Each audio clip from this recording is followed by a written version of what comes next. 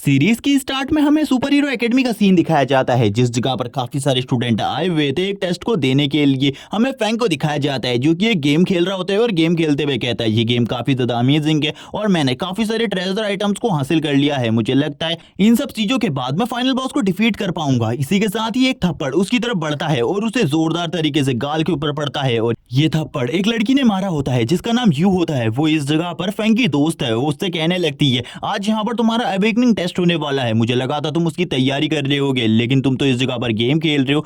तभी फैंग इस जगह पर कहने लगता है लेकिन एक अवेकनिंग टेस्ट को देने के लिए आखिरकार मैं किस तरीके की तैयारी कर सकता हूँ, इसीलिए मुझे लगा कि मुझे अपने गेम को ही खेलना चाहिए। और तुम्हें तो मेरे लक के बारे में पता ही है कि मेरा लक काफी ज्यादा बेकार है, इसीलिए मुझे ऐसा लगता है कि मैं 2 स्टार या फिर 1 स्टार प्रोफेशन को ही हासिल कर पाऊंगा। तभी यू इस जगह पर कहती है तुम्हें हमेशा अपनी किस्मत को नहीं कोसना चाहिए, क्या पता तुम्हारी किस्मत सबसे ज्यादा अच्छी हो। और इसी के साथ ही वो उसको गले से पकड़ लेती है और कहती है दोबारा से इस तरीके की बात मत करना। जबकि फैंग इस जगह पर कह रहा होता है मेरे गले को छोड़ो, इस जगह पर मेरी सांस रुक गई है। सभी लोग इस जगह पर बात करने लगते हैं ये तो लेडी यू है इस जगह पर, मैंने सुना है जो इनके पास प्रोफेशन है वो एक 5 स्टार प्रोफेशन है जो कि हमारी एकेडमी में अवेक हुआ सबसे ज्यादा हाईएस्ट प्रोफेशन है और इन्हें हमारी एकेडमी की फर्स्ट ब्यूटी भी कहा जाता है। और यू के बारे में और भी काफी सारी बातें बताई जाती है कि ये इनकी जो पूरी सिटी है इसमें सबसे ज्यादा हाईएस्ट प्रोफेशन और ग्रेड वाली लड़की है। तभी इस जगह पर एक बंदा कहता है आखिरकार वो लड़का कौन है जो कि उस लड़की के साथ है। तभी इस जगह पर एक बंदा बताते हुए कहता है ये लड़के का नाम फैंग है इस जगह पर और ये हमारी एकेडमी का एक कचरा है, इससे ज्यादा कुछ भी नहीं। तभी दूसरा बंदा कहता है तो आखिरकार ये यू के साथ क्या कर रहा है। सभी लोग इस जगह पर बताते हैं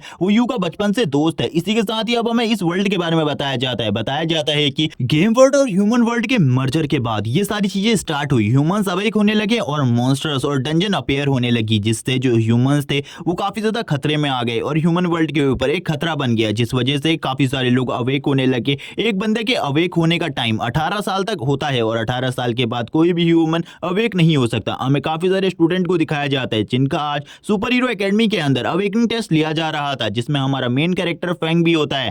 फैंग इस जगह पर सारी की सारी बातों को सुन रहा होता है टीचर की। इसी के साथ ही टीचर को दिखाते हैं जो टीचर होती है वो सभी को एक्सप्लेन कर रही होती है आखिरकार उनका जो अवेकनिंग टेस्ट है वो किस तरीके से होने वाला है। इस जगह पर जितने भी स्टूडेंट होते हैं वो इन सारी चीजों को सुनने के बाद काफी ज्यादा खुश होते हैं क्योंकि आज वो अवेक होने वाले थे। लेकिन फैंग को इसमें कुछ भी इंटरेस्ट नहीं था क्योंकि फैंग लगभग 4 सालों से इन सारी बातों को सुन रहा होता है। तभी इस जगह पर जितने भी स्टूडेंट होते हैं वो अलग अलग टैलेंट के बारे में बात करते हुए कहने लगते हैं मैजिक टैलेंट सबसे ज्यादा अच्छा है। दूसरा बंदा कहता है नहीं, इससे ज्यादा अच्छा तो असैसिनेशन का टैलेंट है जिसमें किसी भी बंदे को इजीली मारा जा सकता है। तभी एक और बंदा कहता है सपोर्टर का टैलेंट काफी ज्यादा अच्छा होता है। तभी यहाँ पर जो अनाउंसमेंट होती है वो होती है कि अब फैंग इस जगह पर अपना टेस्ट देने वाला है। सभी स्टूडेंट बात करने लगते हैं ये लगभग 4 सालों से इस जगह पर टेस्ट दे रहा है, हम सभी का सीनियर है लेकिन अभी तक ये अवेक नहीं हुआ। लगता है इस बार तो ये अवेक हो ही जाएगा। अगर ये अवेक नहीं हुआ तो इस जगह पर हम लोग समझ जाएंगे कि ये एक रियल कचरा है। जबकि टीचर भी फैंग को देखकर काफी ज्यादा खुश होती है और स्माइल करते हुए कहती है फैंग इस जगह पर अपना अवेकनिंग टेस्ट दो। इसी के साथ ही फैंग जो सामने पड़ा हुआ क्रिस्टल होता है उसके ऊपर हाथ लगाने लगता है और अपने मन को शांत कर रहा होता है ताकि वो इस बार के अवेकनिंग टेस्ट में काफी ज्यादा अच्छा परफॉर्म कर पाए। फैंग को देखकर टीचर कहती है शायद से तुम इस बार तो अवेक हो ही जाओगे, मुझे लगता है तुम इस बार अवेक होने ही वाले हो। तभी फैंग इस जगह पर कहता है हाँ शायद से इस बार मैं अवेक हो जाऊंगा क्योंकि मुझे इस स्टोन के अंदर से कुछ अलग सी फीलिंग्स आ रही है। और इसी के साथ ही जो फैंग के पास अवेकनिंग स्टोन होता है वो ग्लो करने लगता है इस जगह पर और इसी के साथ ही फैंग के सर के ऊपर एक स्टोन आ जाता है। सभी लोग इस जगह पर कहते हैं आखिरकार इसे कितने स्टार का टैलेंट मिलने वाला है, हमें देखना चाहिए इस जगह पर आखिरकार ये कौन से टैलेंट को अवेक करेगा। तभी फैंग उसी स्टोन के ऊपर हाथ को लगाए रखता है। टीचर कहती है इसका जो टैलेंट है वो इस जगह पर कोई ज्यादा पावरफुल टैलेंट नहीं होने वाला क्योंकि इसने 1 स्टार प्रोफेशन को चूज किया है। जैसे ही सभी बच्चे टीचर के मुंह से इस बात को सुनते कि फैंग ने 1 स्टार प्रोफेशन अवेक किया है तो वो इस जगह पर हंसने लगते हैं और कहते हैं ये सही में एक कचरा है। इसी के साथ ही जो फैंग होता है वो इस जगह पर कहता है शायद से ये रिजल्ट गलत भी हो सकता है। तभी यहाँ पर हमें बताया जाता है जो 1 स्टार प्रोफेशन होता है वो सबसे ज्यादा लो रैंक का प्रोफेशन होता है। सभी लोग इस जगह पर सोच रहे होते हैं लेकिन आखिरकार उसने कौन से टैलेंट को अवेक किया होगा। तभी फैंग इस जगह पर कहता है आखिरकार मैं अवेक हो गया लेकिन इस तरीके से मैं बिल्कुल भी अवेक नहीं होना चाहता था, ये तो खाली एक 1 स्टार प्रोफेशन है। टीचर भी इस जगह पर काफी ज्यादा नाखुश होती है और कहती है इस तरीके के लड़के से आखिरकार हम एक्सपेक्ट भी क्या कर सकते थे। सभी स्टूडेंट इस जगह पर हंस रहे होते हैं और कहते हैं इसके बारे में ये कहना बिल्कुल भी गलत नहीं होगा कि ये हमारी एकेडमी का नंबर 1 कचरा है और सभी लोग हंसना स्टार्ट कर देते हैं। तभी इस जगह पर पर टीचर जो फैंग होता है उससे पूछने लगती है क्या तुम मुझे इस जगह पर बताओगे आखिरकार तुमने किस टाइप के टैलेंट को अवेक किया है। लेकिन फैंग को तो बिल्कुल भी समझ में नहीं आ रहा था क्योंकि उसके सामने एक सिस्टम विंडो अपेयर हुई थी जिसके ऊपर लिखा हुआ था डार्क पावर के बारे में, लेकिन वो टीचर को इसके बारे में नहीं बताना चाहता था। टीचर को इस जगह पर लगता है कि उसे इस जगह पर अपने टैलेंट के बारे में कुछ भी समझ में नहीं आ रहा, इसीलिए टीचर उसे कहती है ठीक है इस चीज को लेकर इस जगह से जाओ अपना सेकंड टेस्ट देने के लिए। उस जगह पर तुम अपने सेकंड टेस्ट को दोगे तब शायद से तुम्हें इस जगह पर समझ में आ जाएगा आखिरकार तुमने किस टाइप के टैलेंट को अवेक किया है। तभी फैंग उस पेपर को लेकर आगे की तरफ बढ़ जाता है। फैंग कहने लगता है लेकिन ये टैलेंट आखिरकार किस तरीके का है। इस पे मुझे दो टाइप के टैलेंट दिखाई दे रहे हैं, इसमें एक है फॉरबिडन स्पेल और दूसरा डार्क पावर, और ये दोनों ही काफी ज्यादा अजीब है। मुझे ऐसा लगता है इन दोनों का यूज करने की वजह से मेरे साथ काफी सारी प्रॉब्लम्स हो सकती है। मुझे इन चीजों का यूज बिल्कुल भी नहीं करना चाहिए, लेकिन वो कुछ भी कर इनका एक बार यूज कर देखना चाहता था आखिरकार ये किस तरीके से वर्क करते हैं और किस तरीके के टैलेंट को मैंने इस जगह पर अवेक किया है। क्योंकि सभी लोग इस जगह पर उसे एक ट्रैश इंसान समझ रहे थे, वो जानना चाहता था ये टैलेंट किस तरीके से वर्क करता है। अभी वो इस जगह पर समझ जाता है सेकंड टेस्ट एरिया में उसे जाकर अपने इस टैलेंट को टेस्ट करना चाहिए। इसी के साथ ही जो उसकी सिस्टम विंडो होती है वो उसे उसके स्पेल्स के बारे में और भी ज्यादा जानकारी देने लगती है। लेकिन फैंग की ये सारी की सारी बातें दिमाग के ऊपर से जा रही थी। फैंग को इस जगह पर कुछ भी समझ में नहीं आ रहा होता। फैंग कहने लगता है जब मैं इन स्पेल को अपने आप से टेस्ट करके देख लूंगा तब मुझे इस जगह पर समझ में आ जाएगा आखिरकार इन स्पेल का यूज किस तरीके से किया जाने वाला है। अब फैंग भी इस जगह पर तैयार हो जाता है सेकंड टेस्ट देने के लिए और इसी के साथ ही सेकंड टेस्ट की तरफ आगे बढ़ जाता है क्योंकि वो अपनी स्किल्स को देखना चाहता था। हमें दिखाया जाता है एक डंजन पोर्टल जो कि एक नॉर्मल डंजन पोर्टल था एक टेस्ट के लिए जिसके अंदर सभी स्टूडेंट जा रहे होते हैं। हमें टीचर को दिखाया जाता है, टीचर इस जगह पर इन सभी को समझाती है उस जगह पर जाकर तुम लोगों को अपने टैलेंट दिखाने हैं ताकि हम लोगों को भी पता चल सके आखिरकार किस तरीके का टैलेंट तुम लोगों ने अवेक किया है। लेकिन उस जगह पर जाकर तुम लोग अपनी टीम नहीं बना सकते, तुम्हें अकेले अकेले ही मॉन्स्टर्स को हंट करना है। फैंग कहता है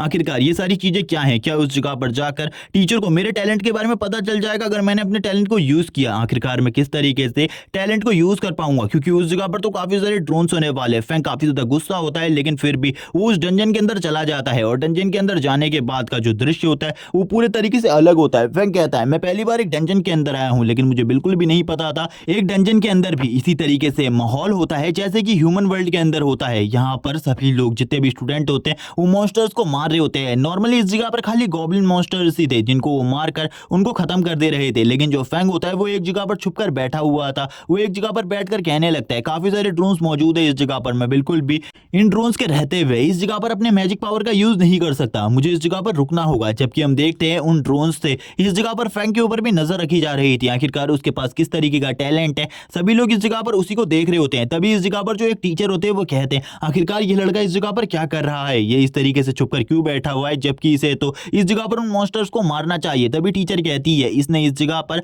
1 स्टार के प्रोफेशन को अवेक किया है और मुझे लगता है इसके पास डिफेंस टाइप टैलेंट होगा जिस वजह से ये फाइट नहीं कर रहा क्योंकि एक डिफेंस टाइप टैलेंट वाला बंदा फाइट नहीं कर सकता। तभी दूसरा टीचर इस जगह पर बोलता है तो आखिरकार ये उस डंजन के अंदर गया ही क्यों है, इसे तो बाहर आ जाना चाहिए। लेकिन तभी जो दूसरे टीचर होते हैं वो इस जगह पर कहने लगते हैं सर इस जगह पर कुछ ना कुछ गड़बड़ है, इस जगह पर मुझे काफी ज्यादा डार्क पावर महसूस हो रही है और ये पावर काफी ज्यादा है। मुझे लगता है उस जगह पर कोई हाई लेवल का बीस्ट अपेयर हुआ है और ये हाई लेवल का बीस्ट काफी ज्यादा पावरफुल है और हमें जल्दी से जल्दी उस जगह पर जाना होगा क्योंकि जो हमारे ड्रोन्स हैं उन्हें वो बीस्ट डिस्ट्रॉय कर रहे हैं। हम देखते हैं एक जो ड्रोन होता है वो इस जगह पर डिस्ट्रॉय हो जाता है और इसी के साथ ही जो बच्चे होते हैं वो भी इस जगह पर डरने लगते हैं क्योंकि एक हाई रैंक का मॉन्स्टर इस जगह पर आ चुका था। और हम देखते हैं इस हाई रैंक के मॉन्स्टर को जिसके पास वुल्वरीन के जैसे ही क्लॉज होते हैं और वो मॉन्स्टर इस जगह पर हंसते हुए कहने लगता है जितने भी लोग इस जगह पर मौजूद है जो कि हमें हंट करने के लिए आए हैं उन सभी को इस जगह पर खत्म कर दो। यहाँ पर सारे के सारे गॉब्लिन्स उसकी बात मान रहे होते हैं क्योंकि ये गॉब्लिन इस जगह पर उन सभी का किंग बन चुका होता है और जोर जोर से हंसते हुए कहता है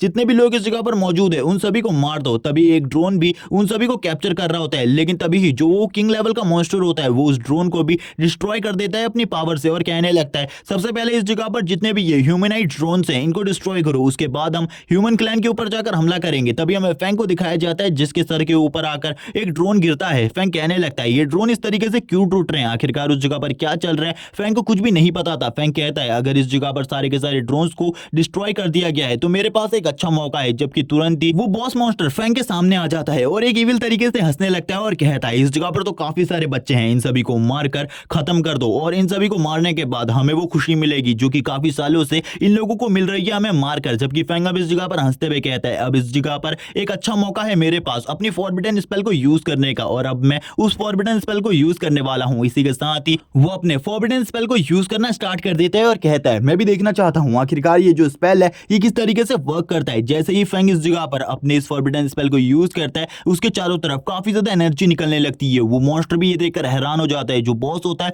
वो कहने लगता है आखिरकार ये लड़का किस तरीके के मैजिक पावर को यूज कर रहा है। मैंने आज से पहले कभी भी इस तरीके की डरावनी पावर को फील नहीं किया। जबकि जो फैंग की पावर होती है वो इस जगह पर कुछ अजीब से क्रिएचर को पैदा कर देती है और वो जो क्रिएचर होते हैं वो डायरेक्टली इस जगह पर मॉन्स्टर्स के ऊपर हमला करना स्टार्ट करते हैं। जैसे ही इस जगह पर ये डार्क पावर बढ़ती है इन लोगों को भी फील होती है। फैंग की डार्क पावर को फील करते हुए ये लोग कहते हैं शायद से उस जगह पर कोई हाई रैंक का मॉन्स्टर है। वो बच्चे उनका सामना नहीं कर सकते क्योंकि ये डार्क पावर काफी ज्यादा है। जो टीचर होती है वो भी डर जाती है और कहती है उन बच्चों के लिए तो काफी ज्यादा खतरा है। और उस जगह पर एक स्टूडेंट ऐसा भी है जो कि काफी ज्यादा कमजोर है। वो फैंग की बात कर रही होती है और कहने लगती है आखिरकार उसके साथ क्या होगा। जबकि हम देखते हैं जो उन मॉन्स्टर्स का लीडर होता है वो कहने लगता है इस जगह पर क्या हो रहा है, एक बच्चा इस जगह पर आकर हम सभी को मार रहा है, ऐसा कैसे हो सकता है। जो फैंग की पावर होती है वो और भी ज्यादा बढ़ती जाती है लेकिन फैंग इस पावर को बिल्कुल भी कंट्रोल नहीं कर पा रहा होता। फैंग कहने लगता है डार्क पावर फॉरबिडन स्पेल दोनों को कंट्रोल करना बहुत ज्यादा मुश्किल है लेकिन फिर भी आगे आने वाले टाइम में जब मेरा लेवल अप हो जाएगा मैं इस जगह पर इसे अच्छे तरीके से कंट्रोल करूंगा। उसे एक्सपीरियंस पॉइंट मिलने लगते हैं जितने मॉन्स्टर्स को वो इस जगह पर मार रहा होता है। मॉन्स्टर अभी भी लगातार मर रहे होते हैं और उसे लगातार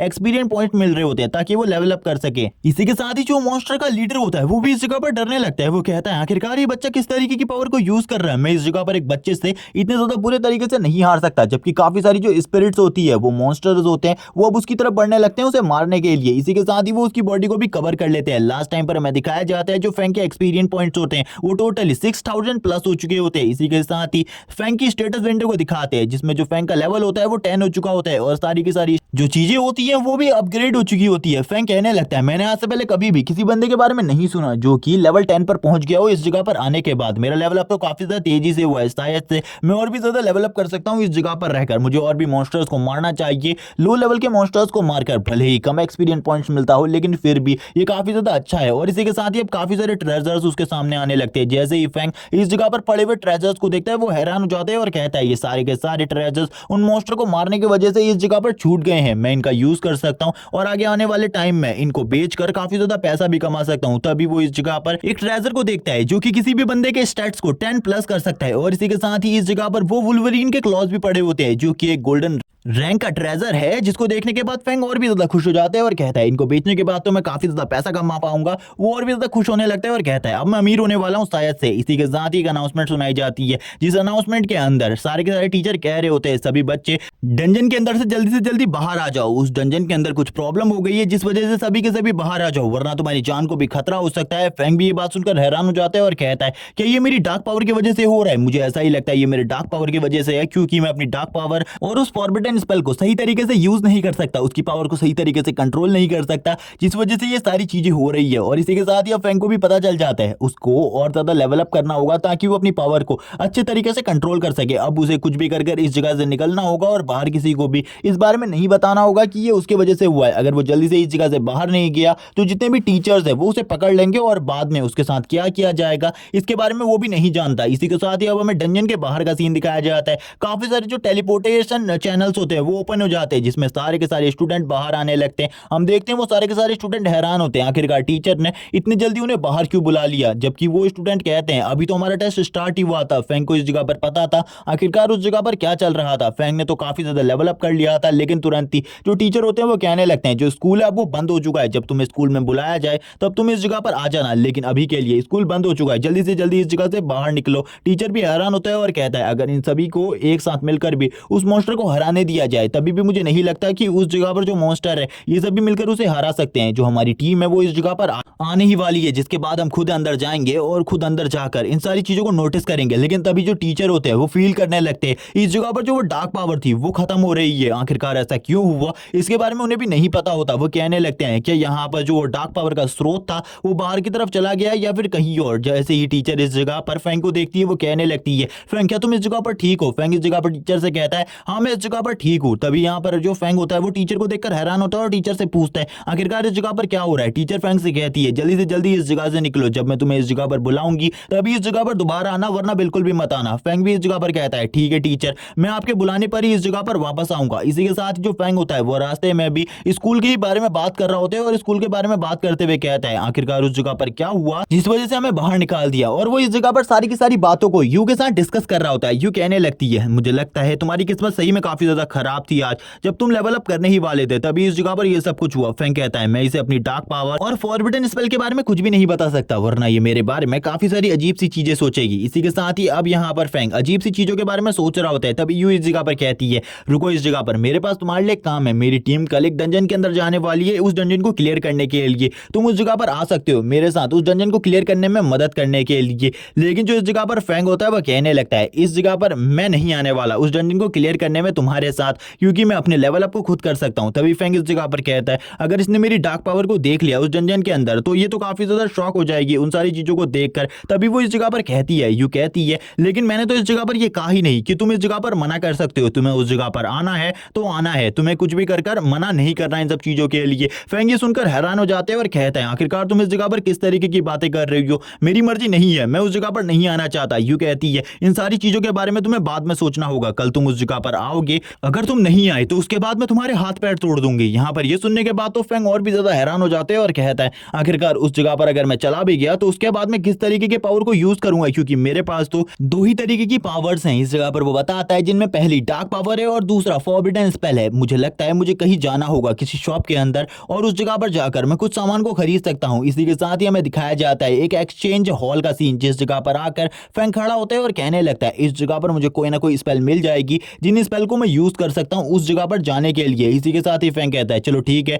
अब इसके अंदर जाते हैं, और अब इसी के साथ ही वो उस एक्सचेंज हॉल के अंदर आ जाते हैं। अंदर आने के बाद वो अंदर की तरफ नजारे देख रहा होता है और कहता है इस जगह पर तो काफी सारी चीजें हैं, मुझे लगता है मैं अपने सामान को भी इस जगह पर बेच सकता हूं और उससे काफी ज्यादा पैसा कमा सकता हूं, ये तो काफी ज्यादा अमेजिंग होने वाला है। काफी सारे और लोग भी इस जगह पर आए हुए होते हैं। तभी एक लड़की इस जगह पर फैंग के पास आती है और कहने लगती है सर इस जगह पर आप मुझे बताइए आखिरकार मैं किस तरीके से आपकी मदद कर सकती हूँ। तो वो लड़की काफी ज्यादा खूबसूरत भी होती है, जिस वजह से फैंग उसकी तरफ देखते हुए कहता है हाँ मुझे इस जगह पर कुछ लो लेवल के वेपन्स को देखना है जिनके अंदर थोड़ी बहुत मैजिक पावर हो। लेकिन तभी वो लड़की कहने लगती है हमारे वहां पर काफी सारे हाई रैंक के वेपन्स है, आप उन्हें भी देख सकते हैं, उनके अंदर भी काफी ज्यादा मैजिक पावर होती है। लेकिन फैंग उसे मना करता है और कहने लगता है मुझे वो चीजों की जरूरत नहीं है, मुझे खाली एक लो रैंक के वेपन की जरूरत है जिसके अंदर लो मैजिक पावर हो। लेकिन वो लड़की इस जगह पर कहती है मैं यहाँ पर तुम्हारी कोई भी मदद नहीं कर सकती, क्योंकि तुम जैसे गरीबों को मैं इस जगह पर कोई भी रास्ता नहीं दिखाने वाली, और जितने भी वेपन्स हैं तुम खुद चॉइस कर सकते हो। तभी वो ये काम किसी दूसरी लड़की को दे देती है। हम देखते हैं एक दूसरी लड़की को जो कि फैंग के पास आती है और कहने लगती है सर इस जगह पर आपको जो भी वेपन्स देखने हैं मैं आपको दिखाने वाली हूँ। और वो लड़की अब फैंग को लेकर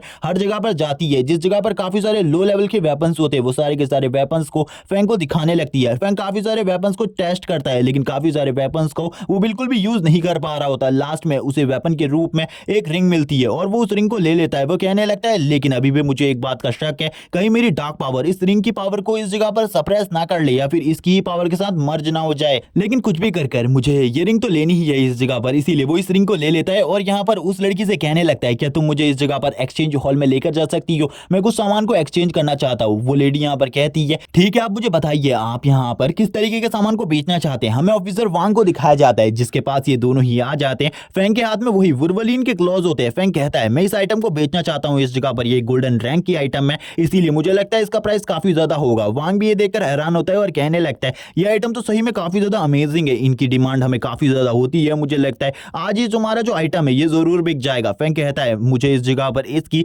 अच्छी कीमत चाहिए, इसीलिए अगर तुम इसका अच्छा प्राइस लगाओगे तभी मैं इस जगह पर बेचूंगा, वरना मैं बिल्कुल भी नहीं बेचूंगा। वांग भी कहने लगता है सर आप इस जगह पर वेट कीजिए, मैं इस आइटम का काफी ज्यादा अच्छा प्राइस लगाऊंगा, आपको चिंता करने की जरूरत नहीं है। इसी के साथ ही अब वो कहता है 2 मिनट इस जगह पर वेट कीजिए, मैं किसी को कॉल लगाकर इसके प्राइस के बारे में पूछ रहा हूँ, क्योंकि किसी ग्राहक का मुझे कॉल आया था ऐसी ही किसी चीज को खरीदने के लिए। इसी के साथ ही वो उस बंदे को कॉल लगाते हैं और कहने लगते हैं मेरे पास वो चीज आ चुकी है जिस तरीके की चीज की तुम्हें जरूरत थी, मुझे प्राइस बताओ आखिरकार तुम कितना प्राइस देने वाले हो इस चीज का। तभी हमें फैंग को दिखाते हैं जिसकी काफी ज्यादा अच्छे तरीके से खातिरदारी हो रही थी इस जगह के अंदर, और यहाँ पर तुरंत ही मैनेजर वांग आ जाते हैं। मैनेजर वांग इस जगह पर आने के बाद कहते हैं वो बंदे इस जगह पर 50,000 स्पिरिट स्टोन देने को तैयार है इन सारी चीजों के। ये बात सुनने के बाद तो साथ में बैठी हुई लड़की भी हैरान हो जाती है। तभी फैंग इस जगह पर कहता है ठीक है मुझे ये डील मंजूर है। तभी इस जगह पर जो वो बंदा होता है वो कहता है लेकिन इस चीज का 6% हम रखने वाले हैं अपने पास। फैंग इस जगह पर इस चीज के लिए मान जाता है और कहता है मैं अभी कुछ और इक्विपमेंट्स खरीदने वाला हूं, इसीलिए मेरे साथ चलो और उसके बाद तुम इस जगह पर बाकी के पैसे मुझे दे सकते हो। हम देखते बाकी कुछ लड़कियों को जो कि आपस में बात कर रही होती है और उस लड़की से पूछती है तुम्हें तो हमेशा से हैंडसम लड़के पसंद है, तो आखिरकार तुमने उस लड़के को रिजेक्ट क्यों कर दिया। तभी वो कहती है वो तो एक गरीब था इसीलिए मैंने उसे रिजेक्ट कर दिया। तभी इस जगह पर वो देखकर हैरान हो जाती है कि यहाँ पर जो फैंग है वो इस जगह पर मैनेजर के साथ आ रहा है। तभी इस जगह पर वो दोनों लड़कियां बात करते हुए कहती है उस लड़के ने इस जगह पर एक आइटम बेची है जो कि 50,000 स्पिरिट स्टोन की है। ये सुनने के बाद तो वो लड़की भी हैरान हो जाती है क्योंकि जो 50,000 स्पिरिट स्टोन है वो उसकी 3 महीने की सैलरी से भी ज्यादा है। अब इस जगह पर उसे कोई भी कमीशन नहीं मिलने वाला। वो लड़की कहने लगती है अगर मैं उसके साथ गई होती तो शायद से मुझे कमीशन मिलता, जबकि अब यहाँ पर जो वो कमीशन होता है वो दूसरी लड़की को मिलने लगता है। वो लड़की कहती है आप जब भी इस जगह पर दोबारा आए तो मुझे से कांटेक्ट कीजिएगा। जबकि हम देखते हैं वो लड़की इस जगह पर अपना नाम फैंग को बताती है, यांगशिन। इसी के साथ ही अब हमें नेक्स्ट डे का सीन दिखाया जाता है। नेक्स्ट डे जो फैंग होता है वो उसी जगह पर पहुंच जाता है जिस जगह पर उसे आने के लिए यू ने कहा था। वो काफी ज्यादा अच्छे तरीके के कपड़े पहनकर उस जगह पर आया हुआ था। सभी लोगों की नजर उसी के ऊपर होती है। फैंग कहने लगता है जो इस जगह पर वो मेरी आइटम थी उसके ऊपर मेरी डार्क पावर का बिल्कुल भी यूज नहीं होता। मैंने कल रात उसका यूज कर देख लिया है, लेकिन इस जगह पर हमें बिल्कुल भी नहीं बताया जाता आखिरकार जो वो आइटम है वो किस तरीके से वर्क करती है और उसकी मैजिकल पावर क्या है। इसी के साथ ही फैंग को दिखाया जाता है जो कि इस जगह पर यू को देखकर यू से कहने लगता है तुमने इस जगह पर मुझे बुलाया था, मैं इस जगह पर आ चुका हूं। यू भी फैंग को देखकर खुश होती है और कहती है तुम भी इस जगह पर अच्छे तरीके से लेवल अप कर पाओगे और मैं तुम्हें लेवल अप करने के काफी सारे तरीकों के बारे में बताने वाली हूं। इसी के साथ ही वो इंट्रोडक्शन करवाती है फैंग को अपनी पूरी की पूरी टीम के साथ। सभी लोग इस जगह पर फैंग को देखकर काफी ज्यादा खुश होते हैं और कुछ लोग इस जगह पर फैंग को बिल्कुल भी पसंद नहीं कर रहे होते क्योंकि उन लोगों की नजर में फैंग एक कचरे के अलावा और कुछ भी नहीं होता। इस जगह पर जो यू होती है वो फैंग को कहने लगती है ये सभी मेरे काफी ज्यादा अच्छे टीममेट हैं। इसी के साथ ही कुछ लोग और आ जाते हैं इस जगह पर जो कि एक बंदे का नाम झांग होता है। झांग इस जगह पर फैंग को देखकर कहता है आखिरकार ये कचरा हमारे साथ क्यों आने वाला है। जैसे ही फैंग उस बंदे को देखता है वो कहने लगता है इस बंदे को देखकर मुझे ऐसा लग रहा है जैसे कि मैंने इस बंदे से 3 मिलियन इस जगह पर लोन पर ले रखा है। तभी यहाँ पर जो झांग होता है वो यू के पास आता है और यू से कहने लगता है मैं तुम्हारे लिए काफी सारी स्पेशल चीजें लेकर आया हूँ क्योंकि तुम जल्दी लेवल 60 पर पहुंचने वाली हो और सीनियर एकेडमी में प्रमोट होने वाली हो। ये सुनने के बाद फैंग भी हैरान हो जाते हैं और कहता है लेवल 60 पर पहुंचना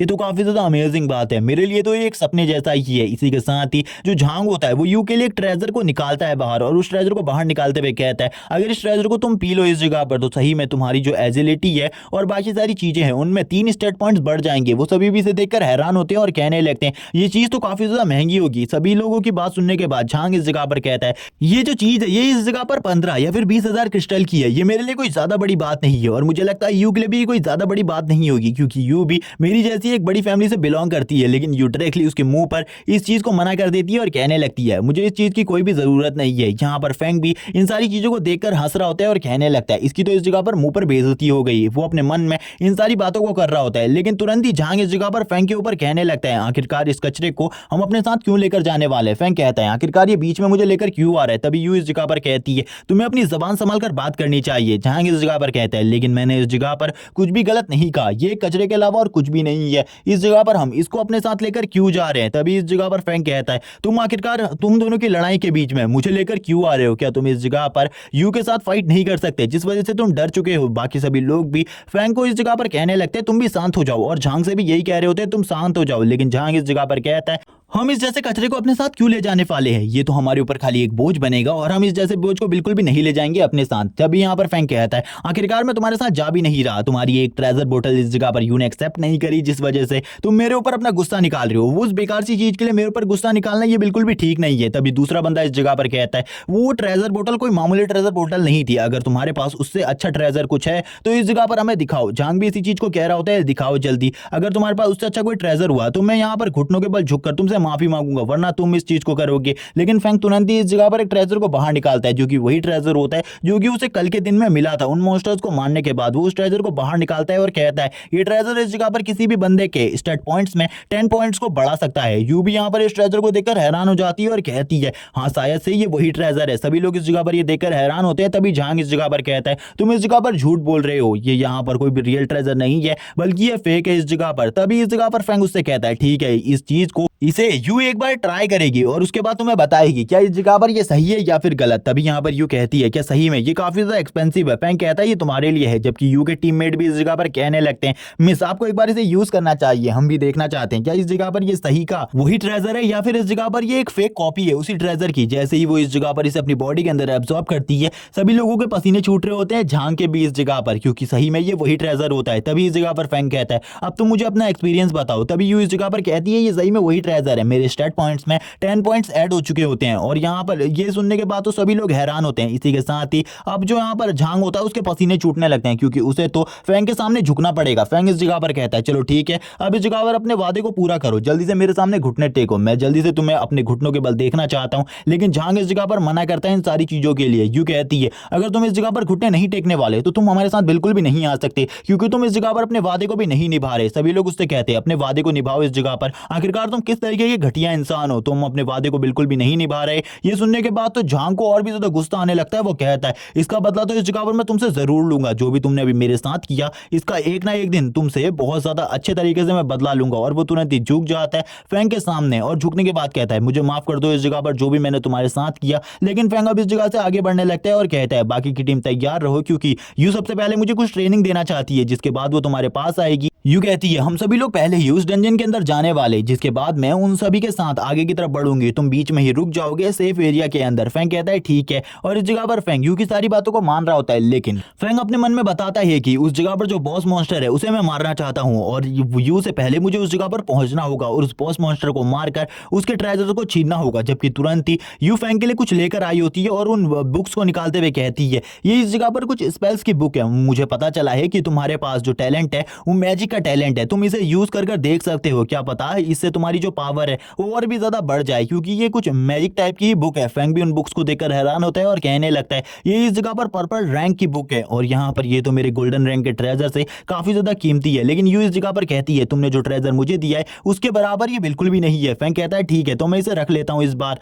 इसी के साथ ही सीन शिफ्ट हो जाते हैं, हमें डंजन के अंदर का सीन दिखाया जाता है। डंजन के अंदर का एरिया काफी ज्यादा भयानक होता है। इसी के साथ ही हमें ग्रेवयार्ड दिखाया जाता है, जिस ग्रेवयार्ड के अंदर से हमें कुछ बाहर आते हुए दिखाया जाता है। ये होते हैं ज़ॉम्बीज इस जगह पर, और ये ज़ॉम्बीज बहुत ज्यादा बुरे तरीके से हंस रहे होते हैं। तभी हमें कुछ पावर एरोज दिखाए जाते हैं जिनके अंदर काफी सारी पावर्स को इम्ब्यूट किया होता है, और इसी के साथ ही ये एरोज इन ज़ॉम्बीज के सर के ऊपर लगने लगते हैं और ज़ॉम्बीज धीरे धीरे कर मरने लगते हैं। और यहाँ पर इन सारे एरोज को और कोई नहीं बल्कि यू चला रही होती है। यू कहने लगती है फैंग इस जगह पर तुम इन सारी की सारी चीजों को देखो, जबकि फैंग इस जगह पर तालियां बजा रहा होता है और कहने लगता है ये सारी चीजें मेरे लिए बोरिंग है, क्योंकि ये मुझे इस जगह पर ट्रेनिंग दे रही है और इस टाइम पर मैं बिल्कुल भी फाइट नहीं कर सकता और अपनी किसी भी पावर को यूज नहीं कर सकता। मैंने तो अभी तक बिल्कुल भी एक्सपीरियंस गेन नहीं किया। इसी के साथ ही जो यू होती है उसको एक कॉल आता है, जो कि उसके साथ ही होता है। उसके साथ ही उससे कॉल पर कह रहे होते हैं जल्दी इस जगह पर आओ, हम यहाँ पर बॉस के काफी ज्यादा करीब पहुंचने वाले हैं, इस जगह पर हमें तुम्हारी मदद की चाहिए होगी बॉस को हराने के लिए। झांग भी कह रहा होता है मुझे बॉस के सारे ट्रेजर्स चाहिए, इसीलिए जल्दी आओ। जबकि इस जगह पर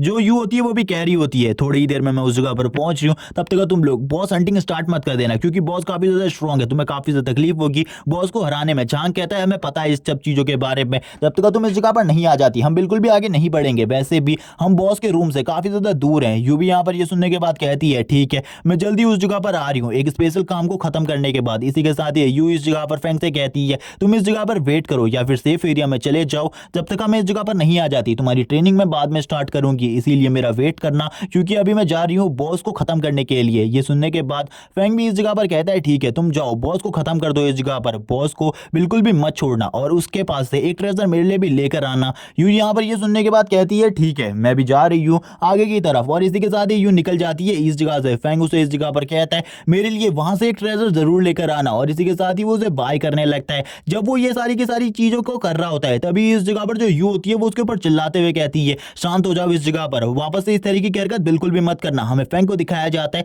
जो कि एक इविल स्माइल करते हुए कहता है मेरे पास एक और टैलेंट है इस जगह पर, मैं पूरे हफ्ते में एक दिन अपनी पावर को काफी ज्यादा हद तक यूज कर सकता हूँ, शायद से अब मुझे इस जगह पर अपनी पावर को काफी ज्यादा अमाउंट में यूज करना होगा, जिस वजह से मुझे काफी सारी पावर की जरूरत है। इसी के साथ ही जो उसके सामने स्क्रीन होती है उसके ऊपर भी उसकी स्पेल्स और उसकी स्किल्स के बारे में लिखा जाता है। तभी फैंग कहता है मुझे अपनी स्किल्स को और भी ज्यादा बढ़ाना है इस जगह पर। तभी वो अपने स्टैट्स को दिखाता है, वो कहता है जल्दी से जल्दी मुझे लेवल 15 पर पहुंचना होगा, तभी इस जगह पर मैं अपने एक और स्किल स्लॉट को अनलॉक कर पाऊंगा और इन स्किल्स को उस जगह पर रख पाऊंगा। जबकि और भी सारे जो मॉन्स्टर्स होते हैं वो बाहर की तरफ आने लगते हैं, जबकि हम देखते हैं जितने भी मॉन्स्टर्स होते हैं वो आगे की तरफ बढ़ रहे होते हैं और इनके साथ एक जनरल भी होता है जो कि इन सभी को लीड कर रहा होता है। तभी हमें एक और टीम का सीन दिखाया जाता है जो कि इसी डंजन के अंदर होती है। वो कहने लगती है हमें इस जगह पर इन मॉन्स्टर्स को मारना होगा, ये मॉन्स्टर्स काफी ज्यादा तेजी से आगे की तरफ बढ़ रहे हैं, हमें तैयार होना होगा फाइट करने के लिए। लेकिन तभी जब वो लोग फाइट करने के लिए तैयार ही हो रहे होते उनके सामने से एक फायर बीम निकलती है, उनके सामने के सारे मॉन्स्टर मारे जाते हैं। ये देखने के बाद तो जो हीलिंग टैलेंट वाली लड़की होती है वो भी हैरान होती है और कहती है सामने की तरफ क्या चल रहा है। सभी लोग इस जगह पर बताते हैं इस जगह पर दूसरे एकेडमीज के भी स्टूडेंट आए हुए हैं जो कि शायद से काफी ज्यादा स्ट्रॉन्ग है। तभी इस जगह पर एक बंदा कहता है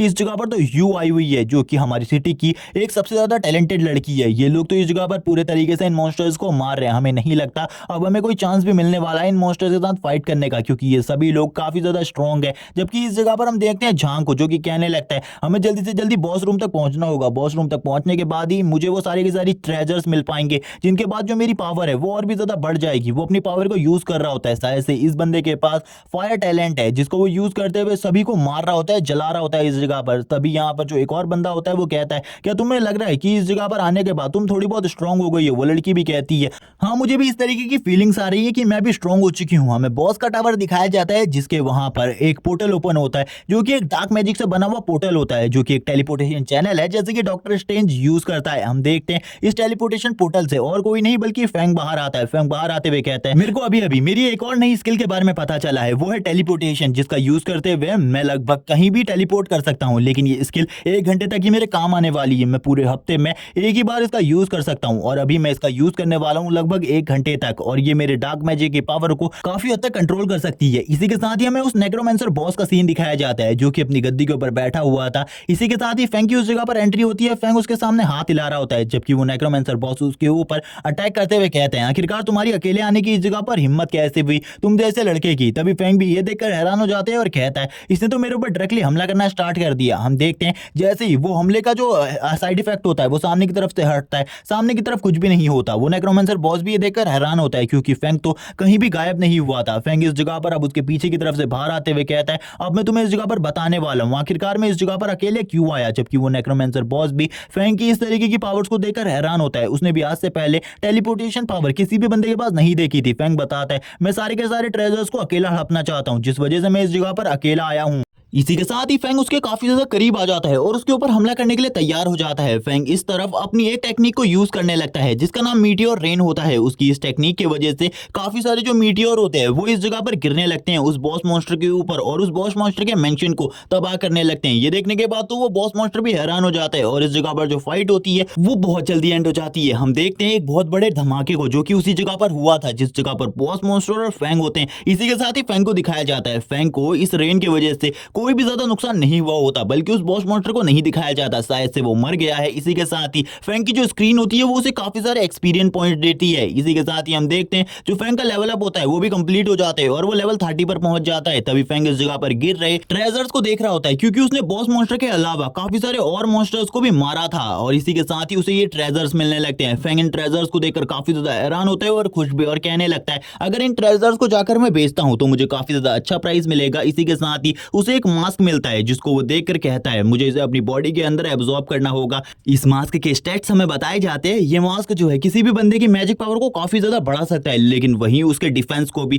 काफी ज्यादा वीक कर देता है, जिस वजह से फैंग कहता है मुझे कुछ भी कर कर इसे एब्जॉर्ब कर लेना चाहिए क्योंकि इसके बाद जो मेरी पावर होगी मैजिक की वो काफी ज्यादा बढ़ जाएगी। तभी इस जगह पर जो उसका सिस्टम होता है वो उसे बताता है कि उसने इस जगह पर 2 हिडन ऑक्यूपेशन को अनलॉक कर लिया है। वो इस जगह पर किसी को भी अपने लिए चूज कर सकता है लेकिन इस जगह पर हमें नहीं बताया जाता आखिरकार वो कौन सी क्लास को चॉइस करता है। इसी के साथ ही वो आगे की तरफ बढ़ने लगता है और काफी ज्यादा खुश होता है और यहाँ पर कहने लगता है अब मुझे इस जगह पर कुछ ऐसे मिशंस को भी एक्सेप्ट कर लेना चाहिए जिनसे इस जगह पर मुझे काफी ज्यादा अच्छी कमाई हो सके और अच्छे ट्रेजर्स मिल सके। हमें सीन दिखाया जाता है यू और यू की टीम का जिस जगह पर काफी ज्यादा डार्क एनर्जी फैली हुई थी और ये सारी की सारी डार्क एनर्जी और किसी की नहीं बल्कि इस जगह पर फैंग की होती है। ये डार्क एनर्जी इस जगह पर जो मॉन्स्टर होते हैं उनको भी डरा रही होती है। इन लोगों को बिल्कुल भी समझ में नहीं आ रहा होता ये डार्क एनर्जी कहां से आ रही है। तभी इस जगह पर यू अपनी टीम से कहने लगती है अब हमें इस जगह से चलना चाहिए क्योंकि जो ये डार्क एनर्जी का फ्लो है ये काफी ज्यादा बढ़ चुका है। लेकिन झांग इस जगह पर मना करने लगता है और कहता है मैं इस जगह से ट्रेजर लिए बिना नहीं जाऊंगा। तभी यू इस जगह पर कहती है तुम अगर मरना चाहते हो तो अकेले मरो। ये सुनने के बाद झांग को भी गुस्सा आ जाता है। हम देखते हैं यू इस जगह पर फैंग को मैसेज कर कर बता रही होती है कि वो उस जगह पर आ रही है। तभी इस जगह पर फैंग उसे बताता है कि वो उस जगह से निकल चुका है पहले ही, इसीलिए उसे उसके लिए वेट नहीं करना चाहिए और वो इसके लिए सॉरी भी कहता है। इसी के साथ ही हमें सीन दिखाया जाता है मिशन हॉल का जिस जगह पर कोई भी बंदा अपने लिए मिशंस को चूज कर सकता था। हम देखते हैं जैसे ही फैंग इस जगह पर आता है फैंग कहता है इस जगह पर तो पूरी की पूरी जगह खाली है, मुझे लगता है आज कोई भी इस जगह पर मिशन लेने के लिए नहीं आया। तभी जो लेडी होती है वो फैंग से कहती है जल्दी से मुझे इस जगह पर अपने बायोडेटा के बारे में बताओ, मैं सारी की सारी चीजें इस चीज में दर्ज कर देती हूँ, जिसके बाद तुम्हें इस जगह पर मिशन मिल जाएंगे। लेकिन तुम्हारे टाइप के कोई भी मिशन नहीं है इस जगह पर, इसीलिए मुझे तुम्हें मेन हॉल में लेकर जाना पड़ेगा। तभी फैंग इस जगह पर अपना सारी की सारी आइडेंटिटी उसको बताने लगता है। वो सुनने के बाद तो वो भी हैरान हो जाती है और कहती है ये तो इस जगह पर एक कचरा है, इसके अलावा और कुछ भी नहीं। इसी के साथ ही वो फैंग को अपने साथ ले जाने लगती है अंदर की तरफ, और अंदर की तरफ ले जाते हुए फैंग से कहती है अंदर जाकर तुम किसी भी मिशन को अपने लिए चूज कर सकते हो, लेकिन ध्यान रखना इस जगह पर जो तुम्हारा मिशन है वो ज्यादा टफ ना हो। तभी फैंग कहता है ठीक है, इस जगह पर मैं इन सारी चीजों को ख्याल रखूंगा। तभी जो फैंग होता है वो अंदर की तरफ देखने लगता है, अंदर काफी सारे मिशन होते हैं। फैंग कहता है मुझे इन सारे के सारे मिशन को चेक करना चाहिए। लेडी इस जगह पर एक ऑफिसर की तरफ देखने लगती है, जो कि इस जगह पर लेडी से कुछ बात करने के लिए आया हुआ था। लेडी उस ऑफिसर से कहती है आखिरकार ऐसी क्या प्रॉब्लम हो गई जिस वजह से तुम इस जगह पर आए हो। तभी वो ऑफिसर लेडी को सारी की सारी बातें बताने लगता है। 2 बार उन्हें ऐसा अंदेशा हुआ है कि हमारी सिटी के अंदर कोई ऐसा मॉन्स्टर है जो कि काफी ज्यादा स्ट्रांग है, लेकिन बार बार उस मॉन्स्टर की एनर्जी गायब हो जा रही है और ये लोग इस जगह पर फैंग की एनर्जी के बारे में बात कर रहे हैं। तभी यहाँ पर वो लेडी कहती है मुझे भी इसके बारे में पता करना होगा, मुझे इसके बारे में ज्यादा चीजें नहीं पता। इसी के साथ ही फैंग के सामने उसका पहला मिशन आता है जिसमें उसे एक मॉन्स्टर को पकड़कर मारना था। फैंग इस मिशन को देखकर कहने लगता है इसकी डिफिकल्टी लेवल इस जगह पर ए है, क्या मुझे इस मिशन को एक्सेप्ट कर लेना चाहिए। इसी के साथ ही फैंग के सामने एक और मिशन आता है और यहाँ पर जो फैंग होता है वो उस दूसरे मिशन को एक्सेप्ट कर लेता है और उसको एक्सेप्ट करने के बाद काफी ज्यादा खुश होता है और कहने लगता है ये मिशन तो मेरे लिए काफी ज्यादा अच्छा होने वाला है, क्योंकि मुझे एक टेंपल के अंदर जाना है और वहां पर जाकर उसके हिडन बॉस को डिफीट करना है। और इस मिशन के बारे में हमें जो भी चीजें हैं वो आगे चलकर बताई जाएंगी। जबकि फैंग अब उस जगह से निकल रहा होता है, लेकिन जब वो उस जगह से निकलता है वो कहने लगता है इस जगह पर जो पहले लेडी थी वो इस जगह पर नहीं है, यानी कि वो किसी और काम के लिए इस जगह से चली गई, लेकिन मुझे थोड़े टाइम के लिए इस जगह पर किसी पावरफुल बंदे की प्रेजेंस महसूस हुई थी। तभी हमें सीन दिखाया जाता है और हमें दिखाया जाता है एक शैडो सोल्जर को। तभी हम देखते हैं इस जगह पर जो एक बंदा होता है वो कहने लगता है मैं आज पहली बार किसी शैडो सोल्जर को देखने वाला हूँ, ये तो काफी ज्यादा अमेजिंग है। तभी यहाँ पर दूसरा बंदा उसे शांत करवाता है और कहने लगता है जो शैडो सोल्जर्स होते हैं उनकी जो पहनावा होता है वो हमसे पूरी तरीके से अलग होता है और पावर लेवल का भी हम लोगों में काफी ज्यादा डिफरेंस होता है, क्योंकि इस जगह पर जो शैडो सोल्जर्स होते हैं यानी कि शैडो ग्रुप के लोग होते हैं वो इस जगह पर डार्क पावर को काफी ज्यादा अच्छे तरीके से यूज कर सकते हैं। इस जगह पर जो लेडी है वो भी डार्क पावर को अच्छे तरीके से यूज कर सकती है। हम देखते हैं ये वही लड़की होती है जिसने इस जगह पर फैंग को वो मिशन दिलवाए थे। यहाँ पर ये कहने लगती है मैं भी उन डार्क पावर के सोर्स का पता नहीं कर पा रही, वो डार्क पावर सही में काफी ज्यादा खतरनाक है, मैं इसके बारे में कुछ भी नहीं कह सकती। आखिरकार ये डार्क पावर कितनी ज्यादा पावरफुल हो सकती है। वो लोग कहने लगते हैं क्या इस जगह पर आप हमें ये बता सकती हैं कि ये डार्क पावर किसी ह्यूमन की है या फिर किसी मॉन्स्टर की। वो बंदा और भी क्वेश्चंस करने लगता है इस जगह पर उस लेडी से और कहता है क्या आपको लगता है कि ये जो पावर है ये डार्क पावर किसी ह्यूमन की हो सकती है। वो लेडी इसके लिए मना करती है और कहने लगती है ये जितनी ज्यादा डार्क पावर है इसको कोई भी ह्यूमन अपनी बॉडी के अंदर कंटेन नहीं कर सकता, मुझे लगता है ये कोई ना कोई हाई लेवल का मॉन्स्टर है। यहाँ तक मुझे ऐसा भी लगता है कि इस मॉन्स्टर का लेवल किंग लेवल भी हो सकता है। अगर ये किंग लेवल का मॉन्स्टर हुआ तो हमारी पूरी की पूरी सिटी को वो तबाह करके रख देगा, हम उसका सामना बिल्कुल भी नहीं कर पाएंगे। जो लेडी होती है वो इन्हीं सब चीजों के बारे में सोचकर काफी ज्यादा घबरा रही होती है और कहने लगती है जैसे ही अगली बार तुम्हें उस डार्क एनर्जी के सिग्नल्स मिले मुझे उसके बारे में जल्दी से जल्दी बताओ, क्योंकि हम उस जगह पर जाकर उस मॉन्स्टर को पकड़ सकते हैं या फिर उसको मार सकते हैं, क्योंकि हमें पूरी टीम की जरूरत होगी उसको मारने के लिए। तभी एक और बंदा इस जगह पर कहता है हम अपने आसपास की सिटी से भी मदद बुला सकते हैं। तभी वो लेडी कहती है हमारी आसपास की सिटी में कोई भी सिटी इतनी ज्यादा स्ट्रांग नहीं है जो कि एक किंग लेवल के मॉन्स्टर का सामना कर सके, हमें दूसरी सिटीज से मदद चाहिए होगी जो कि काफी ज्यादा पावरफुल सिटीज हैं जहां पर काफी ज्यादा पावरफुल लोग रहते हैं। इसी के साथ ही हमें दिखाया जाता है फैंग को। जो फैंग होता है वो अपने घर में आने के बाद कहता है मैं अपने घर में आने के बाद अपने आप को काफी ज्यादा अच्छा फील कर पा रहा हूँ। इसी के साथ ही वो अपने मिशन के बारे में सोचने लगता है, जितने भी उसे आज ट्रेजर्स मिले वो काफी ज्यादा अमेजिंग थे, मुझे उनमें से कुछ ट्रेजर्स को बेचना होगा। इसी के साथ ही वो कहता है चलो ठीक है, मुझे यहाँ पर यू ने कुछ स्किल्स दी थी, उनको इस जगह पर मुझे अपने स्किल स्लॉट में लगा लेना चाहिए। इसी के साथ ही वो सबसे पहले एक प्रोटेक्टिव बैरियर वाली स्किल को इस जगह पर अपने स्किल स्लॉट में लगाने लगता है। उसका सिस्टम उसे बताता है इस जगह पर ये जो तुम्हारी स्किल है ये पूरे तरीके से अटैच हो चुकी है और इस जगह पर इसमें डार्क पावर की वजह से काफी सारे चेंजेस भी आ चुके हैं, जिस वजह से तुम्हारा जो प्रोटेक्टिव बैरियर होगा वो काफी ज्यादा स्ट्रांग होगा और हमेशा तुम्हारे चारों तरफ रहेगा। फैंग अब दूसरी स्किल के बारे में सोचने लगता है और कहता है क्या वो स्किल भी इस जगह पर अच्छे तरीके से अटैच हो पाएगी मेरी डार्क पावर के साथ। लेकिन यहाँ पर जो उसकी दूसरी स्किल होती है जो कि यू ने दी थी वो भी इस जगह पर अच्छे तरीके से अटैच हो जाती है। फैंग ये देखने के बाद काफी ज्यादा खुश होता है और कहने लगता है ये स्किल तो सही में अमेजिंग है, ये भी इस जगह पर मेरी डार्क पावर के साथ अच्छे तरीके से अटैच हो चुकी है। अब मुझे इस जगह पर कुछ और न्यू बुक्स को परचेस करना होगा, कल मैं जाऊंगा एक्सचेंज हॉल में और उस जगह पर कुछ न्यू बुक्स को परचेस करूंगा। नेक्स्ट का सीन दिखाया जाता है जाता है एक्सचेंज हॉल में, जिस जगह पर वही लड़की खड़ी होती है जिसने थोड़े टाइम पहले जो फेंग था उसे एक गरीब इंसान समझकर इस जगह से निकाल दिया था। जबकि हम देखते हैं अब यहाँ पर वो फेंग से कहने लगती है, सर मैं आपकी क्या हेल्प कर सकती हूँ। फेंग इस जगह पर कहता है, यहाँ पर सिन को बुलाओ, मुझे यहाँ पर सिन की हेल्प की जरूरत है। तभी वो इस जगह पर कहती है, सिन इस जगह पर नहीं आ सकती, मुझे ही आपकी हेल्प करनी पड़ेगी शायद से, क्योंकि सिन इस जगह पर दूसरे कस्टमर को वेपन्स दिखा रही है। जबकि फेंग उसे मना करता है और कहने लगता है, मेरे रास्ते से हट जाओ, मुझे इस जगह पर तुम्हारी मदद की जरूरत नहीं है, और आगे की तरफ बढ़ने लगता है। वो लेडी काफी ज्यादा गुस्सा हो जाती है और कहने लगती है, ये इस जगह पर मुझे इग्नोर कर रहा है, आखिरकार ये ऐसा कैसे कर सकता है। और उसे काफी ज्यादा गुस्सा आ रहा होता है, लेकिन वो इस जगह पर कुछ भी नहीं कर सकती क्योंकि वो उसका कस्टमर है। इसीलिए वो फेंग के सामने वापस आ जाती है और कहती है, सर ये तो इस जगह पर मेरा काम है, मुझे मेरा काम करने दीजिए, मुझे लगता है मुझे ही आपकी हेल्प करनी होगी। लेकिन फेंग इस जगह पर मना कर देता है और कहता है, मुझे इस जगह पर तुम्हारी मदद की जरूरत नहीं है। लेकिन इसी टाइम पर हम देखते हैं जो सीन होती है वो भी इस जगह पर आ जाती है। सीन इस जगह पर आते हुए फेंग से कहने लगती है, ओ मुझे इस जगह पर माफ कर देना, मैं लेट हो गई। फेंग इस जगह पर उससे कहता है, मुझे माफ कर देना, मुझे लगता है तुम खाना खा रही थी और खाना खाने के बाद मैंने तुम्हें रेस्ट करने का भी मौका नहीं दिया। लेकिन सीन इस जगह पर इसके लिए माफी मांगती है और कहती है, आपने इस जगह पर बताया था जब मैं इस जगह पर अगली बार आऊंगा तो इस जगह पर तुम ही मुझे ट्रीट करोगी, यहाँ पर मैं लेट हो गई, इसके लिए मुझे माफ करना। तभी फेंग इस जगह पर कहता है, इसकी कोई भी जरूरत नहीं है, मुझे जल्दी से इस जगह पर एक्सचेंज हॉल के अंदर ले चलो, मैं कुछ और सामान को बेचना चाहता हूँ। ये सुनने के बाद तो अब उस दूसरी लेडी को और भी ज्यादा गुस्सा आने लगता है। वो कहती है, मैं इसको बिल्कुल भी नहीं छोड़ूंगी, अगर मुझे कभी भी इसे डिस्ट्रॉय करने का मौका मिला मैं इसे डिस्ट्रॉय करके रख दूंगी। जबकि फेंग तुरंत ही दो बुक्स को निकाल लेता है इस जगह पर वांग के सामने और उन दोनों बुक्स को बेचने की बात करता है और कहने लगता है, अगर तुम इन दोनों बुक्स को खरीदना चाहते हो या फिर तुम्हारा कोई कस्टमर है जो कि इनको खरीदना चाहता है तो मुझे इसके बारे में बताओ। वांग इस जगह पर कहता है, मुझे इसके बारे में पता करना होगा, वेट कीजिए इस जगह पर, मैं थोड़े ही टाइम में इसके बारे में बता दूंगा, तब तक तुम लोग इस जगह पर हमारे कैंटीन में जाकर खाना खा सकते हो। वांग सोच रहा होता है इस लड़के की बैकग्राउंड क्या है, पिछली बार ये एक गोल्डन रैंक के आइटम को इस जगह पर लाया था लेकिन इस बार पर्पल रैंक के आइटम को लेकर आया है, ये बंदा तो सही में अमेजिंग है। तभी फेंग इस जगह पर खाना खा रहा होता है और उसके साथ शिन भी खाना खा रही होती है, ये दोनों ही काफी सारी बातें कर रहे होते हैं। तभी फेंग इस जगह पर कहता है, वेटर जल्दी से बिल लेकर आओ। लेकिन शिन उसे मना करती है और कहने लगती है, मैंने इस जगह पर पहले ही बिल दे दिया है, अब आपको बिल देने की जरूरत नहीं है। फेंग कहता है, आखिरकार तुम्हें बिल देने की क्या जरूरत थी, तुम्हें बिल्कुल भी बिल नहीं देना चाहिए था। लेकिन फेंग से वो कहने लगती है, ये मेरी ट्रीट है इस जगह पर। तो फेंग उससे कहता है, तो मैं तुम्हें घर छोड़ सकता हूँ। लेकिन यहाँ पर शिन उसके लिए भी मना करती है और कहती है, आप अकेले घर जा सकते हैं, मुझे यहाँ पर इसकी जरूरत नहीं क्योंकि आज मुझे सिटी से बाहर वाले हॉस्पिटल में जाना है। और इसी के साथ ही वो फेंग से अलविदा लेती है क्योंकि अब काफी ज्यादा रात हो चुकी थी और फेंग ने भी अपने आइटम्स को बेच दिया था। जिसके बाद फेंग इस जगह से जाने लगता है। तभी इस जगह पर वो कहती है, मुझे जल्दी से इस जगह पर हॉस्पिटल में ले चलो, पड़ोस वाली सिटी के। तभी वो याद करने लगती है उस जगह पर उसके फादर एडमिट है और उनकी हालत काफी ज्यादा खराब थी। उसे तो लगा था वो इस बार बिल्कुल भी अपने फादर के जो मेडिकल बिल्स है उन्हें नहीं उतार पाएगी, लेकिन सब कुछ फेंग की वजह से हुआ। फेंग ने काफी सारे सामानों को बेचा जिस वजह से उसको काफी ज्यादा बोनस मिला, जिस वजह से वो इस महीने अपने फादर के जो इलाज का खर्च है उसे आसानी से उठा सकती है। वो काफी ज्यादा खुशी हो रही होती है। लेकिन इसी टाइम पर जो उसकी गाड़ी होती है उसके ऊपर हमला हो जाता है और ये हमला और किसी ने नहीं बल्कि मॉन्स्टर्स ने किया था। और ये मॉन्स्टर्स काफी ज्यादा तेजी से इस जगह पर उस ड्राइवर को मार देता है। ये देखने के बाद तो शिन हैरान हो जाती है और कहती है, आखिरकार ये सब कुछ क्या हो रहा है, इस जगह पर मॉन्स्टर कैसे आ सकते हैं, ये तो सिटी का एरिया है, इस जगह पर मॉन्स्टर को बिल्कुल भी नहीं होना चाहिए था। वो काफी ज्यादा घबरा जाती है। तभी इस जगह पर हम देखते हैं एक पोर्टल से जो कि मॉन्स्टर काफी ज्यादा तेजी से बाहर आ रहे होते हैं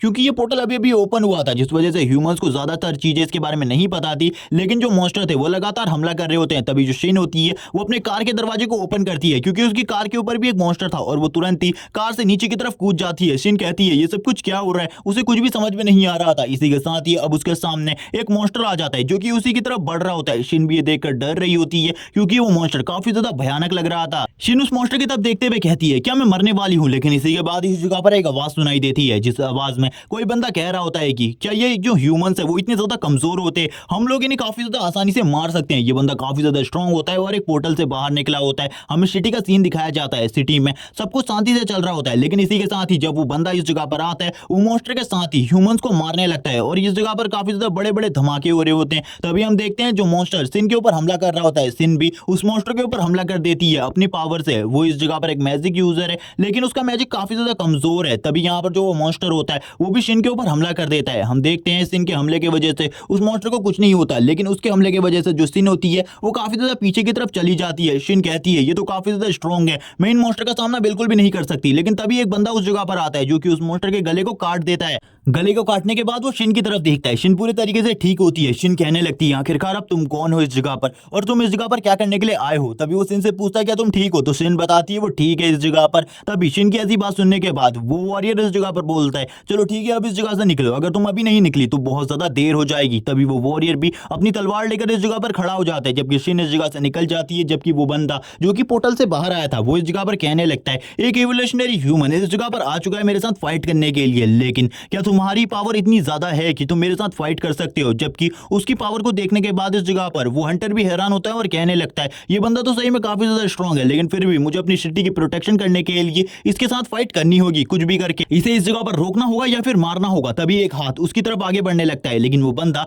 काफी ज्यादा पावरफुल होता है जिस वजह से वो उसे डॉच कर लेता है और कहता है ये आखिरकार किस तरीके की टेक्निक को यूज कर रहा है। तभी वो बंदा भी उस बंदे से पूछता है तुम एक ह्यूमन हो क्या, तुम इस जगह पर एक इवॉल्व ह्यूमन हो। लेकिन उसकी ऐसी बात सुनने के बाद वो बंदा इस जगह पर बोलने लगता है तुम जैसा एक इवॉल्व ह्यूमन मैं बिल्कुल भी नहीं हूं, तुम जैसा कचरा आखिरकार मैं क्यों ही बनना चाहूंगा, तुम एक कचरे के टुकड़े के अलावा और कुछ भी नहीं हो। उस बंदे का भी दिमाग सटकने लगता है इस जगह पर इस बंदे की इस तरीके की बात सुनकर और वो तुरंत ही आगे बढ़ता है और अपने वेपन के साथ उसके ऊपर हमला कर देता है। उसके पास जो वेपन है वो लाइटनिंग एट्रीब्यूट वाला वेपन है और वो लाइटनिंग एट्रीब्यूट को यूज करते हुए उस बंदे के ऊपर हमला करता है, लेकिन वो बंदा उस जगह पर ही खड़ा रहता है और अपने पंच की पावर को इस जगह पर उस अटैक से टकरा देता है। जबकि हम देखते वो जो लाइटनिंग अटैक होता है वो भी इस जगह पर रिफ्लेक्ट हो जाता है उसके इस अटैक की वजह से और वो बंदा जो कि वॉरियर इस जगह पर सभी लोगों को बचाना चाहता था वो भी पीछे की तरफ जाने लगता है। वो इसकी पावर को देखकर हैरान था, वो कहता है हम दोनों का लेवल शायद से सेम ही होगा, लेकिन फिर भी ये इस जगह पर इतना ज्यादा स्ट्रॉन्ग कैसे हो सकता है। तभी हम देखते हैं इस जगह पर वो बंदा अपनी किसी पावर को यूज करने लगता है और कहता है चलो ठीक है मैं तुम्हें अपनी और ज्यादा पावर दिखाने वाला हूं। और इसी के साथ ही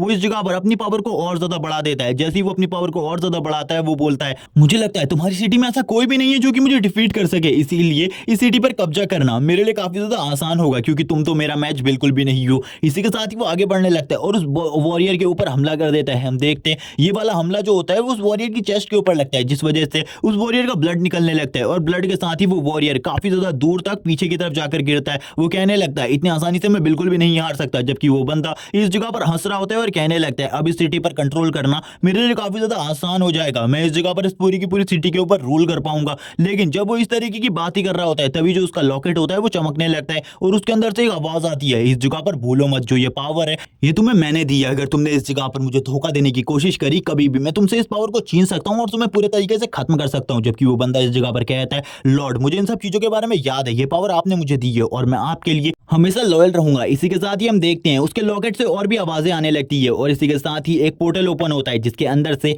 वो जो लॉकेट वाला शख्स होता है वो बाहर आता है और कहने लगता है हमेशा इस जगह पर अगर तुम मेरे लॉयल रहोगे तो यही तुम्हारे लिए अच्छा होगा। जिस दिन भी तुमने मेरे खिलाफ जाने की कोशिश करी मैं उसी टाइम पर तुम्हें मार डालूंगा। वो बंदा भी इस जगह पर घबरा रहा होता है और कहता है मास्टर मैं कभी भी आपके ऑर्डर को इस जगह पर मना नहीं करूंगा और कभी भी आपके खिलाफ जाने की कोशिश नहीं करूंगा। उसका मास्टर हंसने लगता है और कहता है ये तो तुम्हारे लिए अच्छी चीजें होंगी जो तुम करोगे, अगर तुमने कभी भी मेरी बात को नहीं माना तुम्हारी जो मौत होगी वो काफी ज्यादा बुरी होगी, इसीलिए इन सारी चीजों के बारे में हमेशा याद रखना। तभी हमें सीन दिखाया जाता है फैंग का। जो फैंग होता है वो भी इसी जगह पर मौजूद होता है और वो इस जगह पर एक वॉशरूम से बाहर आ रहा होता है और कहने लगता है बाहर आकर आखिरकार इस जगह पर चल क्या रहा है। तभी वो जैसे ही बाहर आता है वो देखकर हैरान हो जाता है, काफी सारे लोगों की लाशें पड़ी हुई हैं और काफी सारे मॉन्स्टर उसी के आसपास है। तभी फैंग कहता है आखिरकार ये मॉन्स्टर सिटी के अंदर कैसे आए, इसके बारे में फैंग को भी नहीं पता होता। फैंग इस जगह पर लोगों की लाशों को देखने लगता है। वो कहता है इन मॉन्स्टर ने तो इस जगह पर काफी ज्यादा तबाही मचा दी है, काफी सारे लोगों को मार दिया है, अब इस जगह पर क्या करना होगा। तभी वो मॉन्स्टर फैंग की तरफ भी आगे बढ़ने लगता है फैंग को मारने के लिए, क्योंकि उसे नहीं पता था जो फैंग है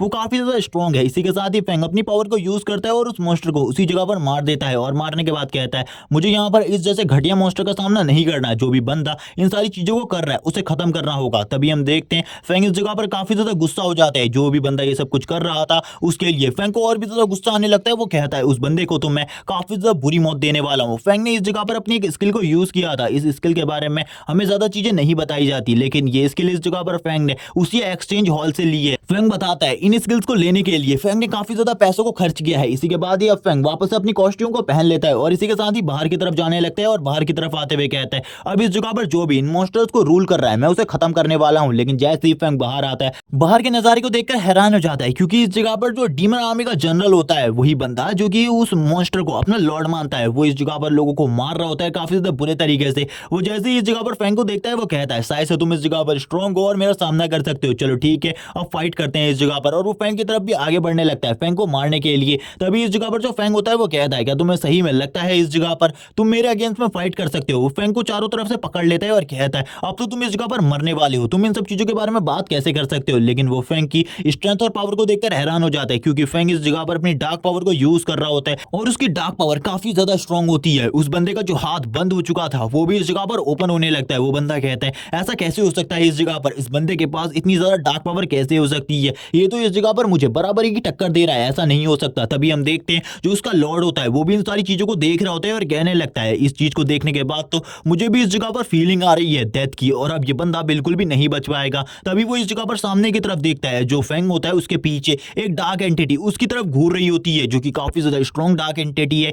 और सामने वाले बंदे का जो डीमन लॉर्ड होता है वो भी इस एंटिटी को देखकर घबरा रहा होता है और कहने लगता है अब मुझे इस जगह पर समझ में आ रहा है इस बंदे के पास इतनी डार्क पावर कैसे है, लेकिन इसके बारे में हमें कुछ भी नहीं बताया जाता। फैंग इस जगह पर अपनी किसी स्किल को यूज कर रहा होता है। तभी वो कहता है चलो ठीक है अब टाइम आ चुका है इस फाइट को एंड करने का। इसी के साथ ही फैंग अपनी पावर को यूज करता है और अपनी आंखों को ओपन करता है, और हम देखते हैं उसकी बॉडी से जो प्रेशर होता है वो काफी ज्यादा अमाउंट में रिलीज हो रहा होता है, जिस वजह से उस बंदे का हाथ पूरे तरीके से टूट जाता है और टुकड़ों में चेंज हो जाते हैं। अब हम देखते हैं उस बंदे की मसल्स को जो कि पूरे तरीके से चेंज हो चुकी थी। वो बंदा कहने लगता है आखिरकार तुम ऐसा कैसे कर सकते हो, इस जगह पर तुमने मेरी पावर को मुझसे अलग कर दिया, ऐसा बिल्कुल भी नहीं हो सकता, तुम इतने ज्यादा स्ट्रॉन्ग नहीं हो सकते। जबकि हम देखते हैं अब जो फैंग होता है वो उसके ऊपर लगातार हमले कर रहा होता है, जबकि अब वो जो डीमन लॉर्ड होता है वो इस जगह पर अपनी आर्मी को वापस आने को कह रहा होता है काफी सारे पोर्टल से। अब जो उसकी आर्मी बाहर आ रही होती है वो अब पूरे तरीके से अंदर की तरफ भागने लगती है, और वो पोर्टल भी इस जगह पर सील होने लगते हैं, क्योंकि उस डीमन लॉर्ड को बहुत ज्यादा डर लग रहा था फैंग को देखकर। वो कहने लगता है अब जो बाहर का रेलम है उससे पूरे तरीके से हमारे कनेक्शन को कट कर दो। जबकि वो बंदा अपने ऑरा को रिलीज करते हुए कहता है मैं तुम्हें बिल्कुल भी नहीं छोड़ूंगा,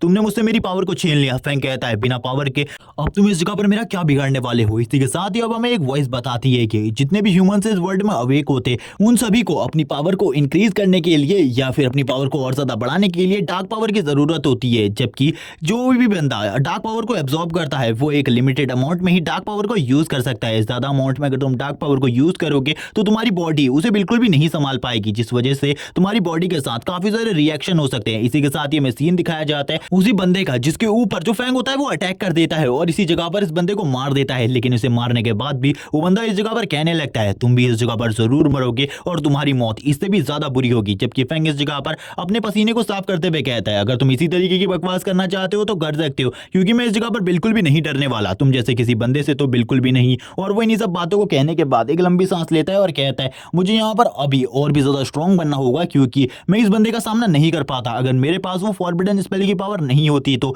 इसीलिए मुझे कुछ ना कुछ और करना होगा। जबकि अब हमें सिटी का सीन दिखाया जाता है जिस जगह पर जितने भी मॉन्स्टर होते हैं उनको देखते हुए जो शैडो आर्मी होती है वो भी इस जगह पर आ चुकी होती है, और बाकी आर्मीज और हंटर्स भी बाहर आ चुके थे इन मॉन्स्टर्स को मारने के लिए। इस जगह पर जो वो शैडो लीडर होती है वो कहने लगती है मुझे यहाँ पर बिल्कुल भी समझ में नहीं आ रहा, थोड़े टाइम पहले इस जगह पर काफी सारे मॉन्स्टर्स थे लेकिन अब वो मॉन्स्टर कहाँ चले गए। उसकी दूसरी साथी भी कहती है हमें दूसरी जगह पर जाकर चेक करना चाहिए जिस जगह से वो डार्क पावर सेंस हुई थी। तभी वो लेडी कहती है चलो ठीक है अब हमें उस जगह पर जाना होगा जिस जगह पर वो डार्क पावर सेंस हुई थी। जबकि अब हमें उस जगह पर एक और बंदे को दिखाया जाता है जो कि उसी बंदे को जिसको फैंग ने मार दिया था उस बंदे को देख रहा होता है। इसका नाम डू है। डू कहने लगता है इस बंदे के पास जितने भी ट्रेजर्स थे उन सभी को ले जाया गया है, यानी कि किसी बंदे ने उन सारे के सारे ट्रेजर्स को ले लिया है, जिसने भी इसे मारा है उसी ने इन सारे ट्रेजर्स को लिया होगा, यानी कि वो काफी ज्यादा स्ट्रांग हो सकता है। मेरे लिए भी उसका सामना करना बहुत ज्यादा मुश्किल होगा। लेकिन इसी टाइम पर जो शैडो कमांडर होती है वो इस जगह पर आ जाती है और कहने लगती है आखिरकार तुम कौन हो और इस जगह पर क्या कर रहे हो। तभी इस जगह पर डू अपने बैज को दिखाते हुए कहता है मैं इस जगह पर क्लाउड सिटी से आया हुआ हूँ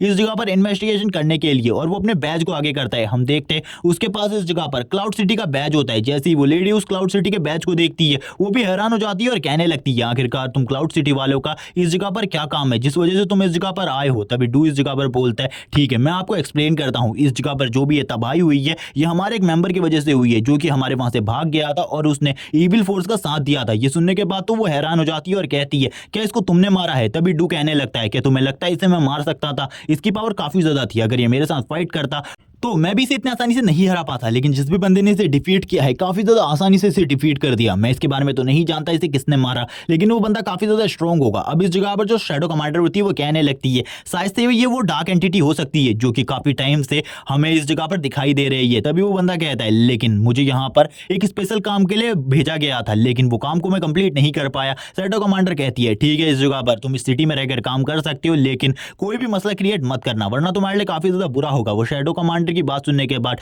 डू भी कहता है ठीक है, मैं इस जगह पर सारे के सारे कामों को अच्छे तरीके से करूंगा, अगर तुम्हारी कोई मदद की जरूरत हुई मैं तुम्हें जरूर कॉल करूंगा। जबकि इस जगह पर शैडो कमांडर भी डू की तरह एक ही चीज को सोचने लगती है, वो कौन है जिसने ये सब कुछ किया, जिसने हमारी सिटी को प्रोटेक्ट किया? क्या वो इस जगह पर हमारी सिटी को प्रोटेक्ट करना चाहता है या फिर इस सिटी को तबाह करना चाहता है? इसके बारे में उन लोगों को कुछ भी नहीं पता। तभी शैडो कमांडर कहती है वो तो इस जगह से चला गया, जितने भी लोग इस जगह पर घायल है उन सभी को जल्दी से जल्दी हॉस्पिटल में एडमिट करो। डू भी यहाँ पर अपनी किसी चीज को ढूंढ रहा होता है। तभी हमें सीन दिखाया जाता है फैंग के घर का, जिस जगह पर जो फैंग था वो काफी ज्यादा खुश होता है और कहने लगता है आज तो मेरे को काफी ज्यादा अच्छे अच्छे ट्रेजर्स मिले, मैंने जिनके बारे में बिल्कुल भी नहीं सोचा था। तभी वो इस जगह पर कहता है आज उसे इस जगह पर 2 आर्मर के सेट मिले हैं, जिनमें से दोनों ही आर्मर सेट काफी ज्यादा स्ट्रॉन्ग है। और वो बताता है कि ये दोनों ही आर्मर सेट एक हाई लेवल के इवोल्यूशनरी के लिए हैं। लेकिन अच्छी बात यह है कि जो इस बंदे से मैंने फाइट करी वो इन आर्मर सेट को यूज नहीं कर सकता था, क्योंकि उसका लेवल कम था, क्योंकि एक 120 लेवल का मास्टर ही इन दोनों सेट्स को यूज कर सकता है, जबकि उसका लेवल इतना ज्यादा नहीं था। तभी इस जगह पर मैं आसानी से उसे डिफीट कर पाया। अगर उसका लेवल 120 से अब होता या फिर 120 होता मैं उसे कभी भी नहीं हरा पाता। तभी वो एक चीज को देखने लगता है जो कि लॉकेट उसे मिला था। उस लॉकेट को देखकर कहता है ये लॉकेट भी काफी ज्यादा अजीब है, लेकिन इसके बारे में सारी की सारी चीजें अननोन है, इसके बारे में मेरा सिस्टम भी मुझे कुछ नहीं बता पा रहा। आखिरकार ये चीज क्या है? क्या इसके अंदर कोई ऐसा मॉन्स्टर छुपा हुआ है जो कि बाहर नहीं आना चाहता, या फिर इसके अंदर ही से छुपकर वो मेरे ऊपर नजर रख रहा है और ह्यूमन वर्ल्ड को तबाह करना चाहता है? तभी जो फैंग होता है वो भी बार बार अपनी उंगली से उस चीज को टच करने लगता है और कहता है क्या इस जगह पर वो चीज सच हो सकती है? जबकि जो वो मॉन्स्टर डीमन लॉर्ड होता है वो भी उसको देख रहा होता है और कहने लगता है इस जगह पर आखिरकार ये लड़का क्या कर रहा है? तभी उसे भी यहाँ पर फैंग की आवाज सुनाई देती है। फैंग इस जगह पर कह रहा होता है कि क्या इसके अंदर कोई मॉन्स्टर छुपा हुआ है या फिर मॉन्स्टर की एक बहुत बड़ी सेना? जैसे यहाँ पर वो डीमन लॉर्ड इस बात को सुनता है वो यहाँ पर काफी ज्यादा घबरा जाते हैं और कहता है जल्दी से जल्दी ह्यूमन वर्ल्ड से हमारे सारे के सारे कनेक्शंस को काट दो, इस लड़के को कुछ भी पता नहीं चलना चाहिए हमारी प्रेजेंस के बारे में। जैसे ही वो लोग अपनी डीमन लॉर्ड की ऐसी बातों को सुनते हैं वो इस जगह पर सारे के सारे कामों को करने लगते हैं जिससे ह्यूमन वर्ल्ड से उनके सारे के सारे कनेक्शन कट जाएं। जबकि वो डीमन लॉर्ड भी सोच रहा होता है क्या ये वही है जिसके बारे में मैं सोच रहा हूँ, या फिर ये बंदा मुझे खाली डराने की कोशिश कर रहा है इस जगह पर उस बंदे की पावर को यूज करते हुए। तभी हमें नेक्स्ट डे का सीन दिखाते हैं। नेक्स्ट डे हॉस्पिटल में वही वॉरियर जिसको उसी डीमन जनरल ने काफी ज्यादा बुरे तरीके से घायल कर दिया था वो इस जगह पर होता है। वो सभी लोगों को बता रहा होता है जिस टाइम पर वो डू नाम का बंदा उस जगह पर आया, वो बंदा जो कि इस जगह पर सभी लोगों को प्रोटेक्ट कर रहा था और उस बंदे को मारा था, वो बंदा उस जगह से गायब हो गया एक पोर्टल के जरिए। लेकिन उसकी पावर काफी ज्यादा अलग थी, उसके बारे में मैं कुछ भी नहीं जानता, लेकिन मुझे इतना पता है कि वो एक छोटा सा लड़का था। तभी यहाँ पर ये सुनने के बाद वो सभी लोग हैरान हो जाते हैं और कहने लगते हैं आखिरकार ये बिग शॉट है कौन जिसके बारे में हमें कुछ भी नहीं पता? ये बंदे ने हमारी प्रोटेक्शन करी लेकिन फिर भी इसके बारे में हमारे पास कोई भी रिपोर्ट नहीं है। आखिरकार ये कौन है और ये हमारी प्रोटेक्शन क्यों कर रहा है और हमारी मदद इसने क्यों करी? इसको देखकर तो उस जगह पर जितनी भी तबाही थी वो भी शांत हो गई थी। ऐसा लगता है वो काफी ज्यादा स्ट्रॉन्ग है और ये सारी की सारी चीजें शैडो मास्टर इस जगह पर कह रही होती है। तभी जो बंदा घायल है वो कहने लगता है लेकिन मैं तुम्हें उसके बारे में इतना बता सकता हूँ कि वो इतना ज्यादा स्ट्रॉन्ग है कि उसके सामने वो बंदा भी ज्यादा टाइम तक टिक नहीं पाया था, उसने उसे भी काफी ज्यादा इजीली डिफीट कर दिया था। तभी इस जगह पर अब वो बंदा जो कि उसके पीछे खड़ा होता है वो कहता है अगर ये बंदे का सपोर्ट हमें मिल जाए तो हम अपनी सिटी को और भी ज्यादा स्ट्रॉन्ग बना सकते हैं और आगे आने वाले खतरों को भी इजीली टेक डाउन कर सकते हैं। उसकी बात सुनने के बाद जो लेडी होती है वो भी कहती है मुझे तो उसके बारे में पता है लेकिन आखिरकार हम उसे ढूंढेंगे कैसे? तभी वो बंदा कहता है मेरे पास इसके लिए एक आइडिया है, इस जगह पर अगर हम उस आइडिया को यूज करें तो शायद से हम उसे पकड़ पाए। हमें यहाँ पर उसकी पावर को एक बार सेंस करना होगा जिसके बाद हम उसे ढूंढ पाएंगे काफी ज्यादा आसानी से, लेकिन इसमें काफी सारी प्रॉब्लम भी हो सकती है, हमें उस बंदे से फाइट भी करनी पड़ सकती है। तभी इस जगह पर जो बंदा लेटा होता है वो कहने लगता है मैं चाहूंगा कि तुम उससे फाइट ना करो क्योंकि तुम फाइट करने के बाद भी उससे नहीं जीत सकते। ये बात सुनने के बाद वो चश्मे वाला बंदा कहने लगता है मुझे इसके बारे में पता है इस जगह पर कि हम उसे डिफीट नहीं कर सकते, वो काफी ज्यादा स्ट्रॉन्ग है। इसी के साथ ही अब हमें फैंग का सीन दिखाया जाता है। जो फैंग होता है वो इस जगह से निकल चुका होता है, वो एक टीम के साथ जा रहा होता है एक डंजन के अंदर जिस जगह पर वो सामान उठाने वाला काम करने वाला है और ये उसी जगह पर जा रहा है जिस टेंपल के अंदर जाकर इसे उस चीज को लेकर आना है, यानी एक ट्रेजर को लेकर आना है और हिडन बॉस को डिफीट करना है। इसी के साथ ही हमें फैंग को देखते जो फैंग होता है वो उस टेंपल के काफी ज्यादा करीब पहुंच चुका होता है और करीब पहुंचने के बाद कहता है ये टेंपल तो मेरे काफी ज्यादा करीब है, अब मुझे जल्दी से जाकर अपने मिशन को कंप्लीट करना होगा जिसके बाद मुझे रिवॉर्ड के रूप में काफी सारी चीजें मिल सकती है। जबकि हम इस जगह पर देखते हैं डू को जो कि इसके पीछे पीछे इस जगह पर आ चुका होता है। डू इस जगह पर कहने लगता है मैंने इस लड़के का पीछा किया और मैं इस जगह पर पहुंच गया, अब वो सारी की सारी चीजें स्टार्टिंग से बताते हैं। आखिरकार उसने स्टार्टिंग से क्या किया, सबसे पहले वो एक्सचेंज हॉल में गया क्योंकि उसे लगा अगर कोई भी बंदा उन ट्रेजर्स को बेचना चाहेगा तो वो एक्सचेंज हॉल में आकर ही उन ट्रेजर्स को बेचेगा। इसी के साथ ही वो डायरेक्टर वांग से बात करता है। डायरेक्टर वांग से वो इस जगह पर कहने लगता है मुझे इस जगह पर 2 हाई लेवल के आर्मर सेट चाहिए। इसी के साथ ही हमें दिखाया जाता है लड़की का सीन जो कि अपने मन में सोच रही होती है ये लड़का इस जगह पर उस लड़के फैंग से तो काफी ज्यादा अच्छा है और हैंडसम भी है और इसी के साथ ही ये काफी ज्यादा रिच भी लगता है मुझे। तभी हम देखते हैं जो डायरेक्टर वांग होते हैं वो कहने लगते हैं तुम काफी ज्यादा लकी हो इस जगह पर, क्योंकि मुझे अभी अभी जो मेरा एक यहाँ पर सेलर है उससे कॉल आया था कि उसके पास 2 आर्मर के सेट पड़े हुए हैं और वो जल्दी उन्हें बेचने के लिए इस जगह पर आएगा, लेकिन शायद से वो आज इस जगह पर नहीं आएगा। डू कहने लगता है क्या तुम मुझे उस सेलर के बारे में बता सकते हो? तभी वांग कहने लगता है ठीक है मैं उसके बारे में तुम्हें बता देता हूँ, कॉल करके मुझे उससे पूछना होगा आखिरकार वो इस टाइम पर कहाँ है और वो तुम्हें इसके बारे में बता देगा। तभी हम देखते हैं इस जगह पर जो वो डू होता है वो सोच रहा होता है शायद से ये दोनों जो आर्मर के सेट की बात हो रही है ये मेरे ही मास्टर के आर्मर सेट हो सकते हैं, लेकिन शायद से ये दूसरे कोई आर्मर सेट भी हो सकते हैं। वो इन्हीं सब चीजों के बारे में सोच ही रहा होता है। तभी वो यहाँ पर कहता है मुझे जल्दी से जल्दी उस बंदे के बारे में सारी की सारी इन्फॉर्मेशन चाहिए, मुझे वो बंदा इस टाइम पर कहाँ है उसके बारे में जल्दी बताओ। ये सुनने के बाद तो मैनेजर वांग भी हैरान हो जाते हैं और कहने लगते हैं ठीक है सर मैं जल्दी आपको बताता हूँ इन सब चीजों के बारे में। अब वो इस जगह पर कॉल कर उसके बारे में पता करते हैं और कहने लगते हैं इस जगह पर क्या हो रहा है, क्या इन आर्मर के साथ कुछ गड़बड़ है। तभी हम देखते हैं वो सारी की सारी इन्फॉर्मेशन अब इस जगह पर डू को दे देते हैं और डू को ये सारी की सारी बात बताने के बाद कहते हैं मुझे यहाँ पर इन सभी चीजों के लिए कुछ तो कमीशन मिलेगा ही। तभी यहाँ पर डू कहता है ठीक है मैं इन सारी चीजों के लिए तुम्हें कुछ पैसे दे दूंगा और इसी के साथ ही हमें सीन दिखाया जाता है मैनेजर का। जो मैनेजर होते हैं वो काफी ज्यादा परेशान होते हैं। ये देखने के बाद तो वो लड़की हैरान हो जाती है और कहती है क्या आप इस जगह पर फैंक के लिए परेशान है? तभी वो इस जगह पर कहते हैं नहीं मुझे तो उस लड़के के बारे में कुछ चीजें पता चली है कि वो लड़का इस जगह पर किसी भी स्ट्रॉन्ग बैकग्राउंड से बिलोंग नहीं करता बल्कि वो तो काफी ज्यादा वीक है, वो एक अनाथालय में रहा है और मैंने सुना है कि वो इस जगह पर यू फैमिली की जो डॉटर है उसके साथ काफी ज्यादा अच्छे रिलेशन में है लेकिन उन्होंने भी उसकी कोई मदद नहीं करी। तभी वो लड़की कहती है आखिरकार अगर ऐसी बात है तो वो जो लड़का है वो इस जगह पर गोल्डन पर्पल रैंक के ट्रेजर को कैसे ला सकता है, क्या वो उन ट्रेजर्स को चुरा सकता है? तभी मैनेजर वांग कहने लगते हैं नहीं मुझे इसके बारे में नहीं पता और मुझे नहीं लगता जो आर्मर सेट है वो उसने चुराए हैं, लेकिन जो वो बंदा है वो जरूर उससे उन आर्मर सेट्स को छीनने की कोशिश करेगा। तभी यहाँ पर वो लेडी कहती है ये तो काफी ज्यादा अच्छी बात हो गई, मुझे उस लड़के से बदला लेना था और इस जगह पर जो बदला है वो इस जगह पर कंप्लीट हो जाएगा। तभी इस जगह पर मैनेजर कहने लगते हैं जब अगली बार फैंग इस जगह पर आएगा तो मैं उसे अच्छे तरीके से ट्रीट करूंगा कि आखिरकार उसने मुझे धोखा देने की हिम्मत कैसे करी। तभी यहाँ पर जो वो लड़की होती है वो सोच रही होती है कि वो जो लड़का डू इस जगह से गया है वो जरूर इस जगह पर फैंग को बहुत ज्यादा बुरे तरीके से पीटेगा और पीटने के बाद इस जगह पर जो मेरा बदला है वो भी कंप्लीट हो जाएगा। वो तभी अपने मन में कह रही होती है तभी तो मैं सोचूं इस जगह पर आखिरकार उसके जैसा लड़का इस जगह पर आकर इतने ज्यादा महंगे महंगे ट्रेजर्स को कैसे बेच सकता है और वो हंसते हुए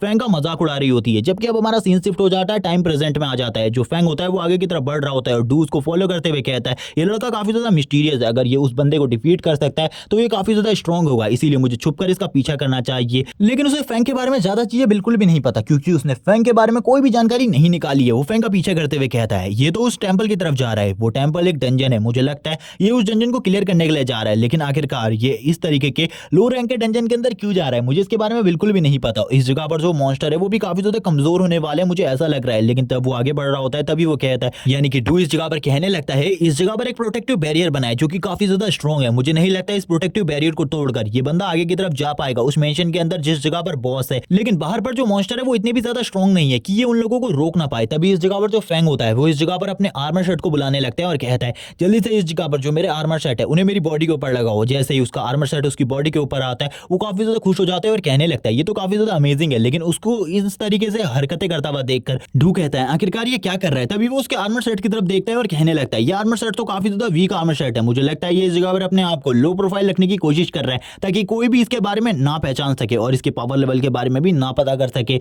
लेकिन मुझे तो इसके बारे में पता है, इसीलिए मैं सबसे पहले इसकी बॉडी के ऊपर एक मार्को को छोड़ने वाला हूं और वो तुरंत ही अपनी आई से एक मार्को को उसके ऊपर डाल देता है ताकि वो कहीं भी उसको फॉलो कर सके। और इसी के बाद ही फैंग आगे की तरफ बढ़ने लगता है और डू उसको लगातार फॉलो कर रहा होता है। जबकि हम देखते हैं मॉन्स्टर्स होते हैं वो काफी ज्यादा स्ट्रॉन्ग होते हैं, 2 वॉरियर्स एक मॉन्स्टर के साथ फाइट कर रहे होते हैं, जबकि फैंग इन सभी की चिंता करे बिना ही आगे की तरफ बढ़ने लगता है उस बॉस डंजन की तरफ। ये देखने के बाद तो डू कहता है ये मॉन्स्टर का सामना बिल्कुल भी नहीं कर रहा है ये, जबकि डायरेक्टली उस डंजन की तरफ आगे बढ़ रहा है। क्या इसको डंजन के बारे में कुछ भी नहीं पता? वहां पर एक प्रोटेक्टिव बैरियर हो सकती है या फिर एक पावरफुल फॉर्मेशन या फिर कुछ मॉन्स्टर्स हो सकते हैं जो कि उसके ऊपर लगातार इकट्ठे हमला कर दें। तभी फैंग आगे की तरफ बढ़ता है और कहता है मैं भी देखना चाहता हूँ आखिरकार ये जगह कितनी ज्यादा स्ट्रांग है। तभी एक मॉन्स्टर जो होता है इस जगह पर वो डायरेक्टली फैंग के ऊपर हमला कर देता है फैंग को मारने के लिए, और वो अपनी फुल पावर का यूज कर रहा होता है फैंग के ऊपर हमला करने के लिए। जबकि जैसे ही वो फैंग के ऊपर हमला करता है फैंग के चारों तरफ का बैरियर एक्टिवेट हो जाता है और उसको प्रोटेक्ट कर लेता है इन हमलों से। यहाँ पर ये देखने के बाद तो डू भी हैरान होता है और कहने लगते हैं आखिरकार ये चीज क्या है। उसके पास एक प्रोटेक्टिव बैरियर है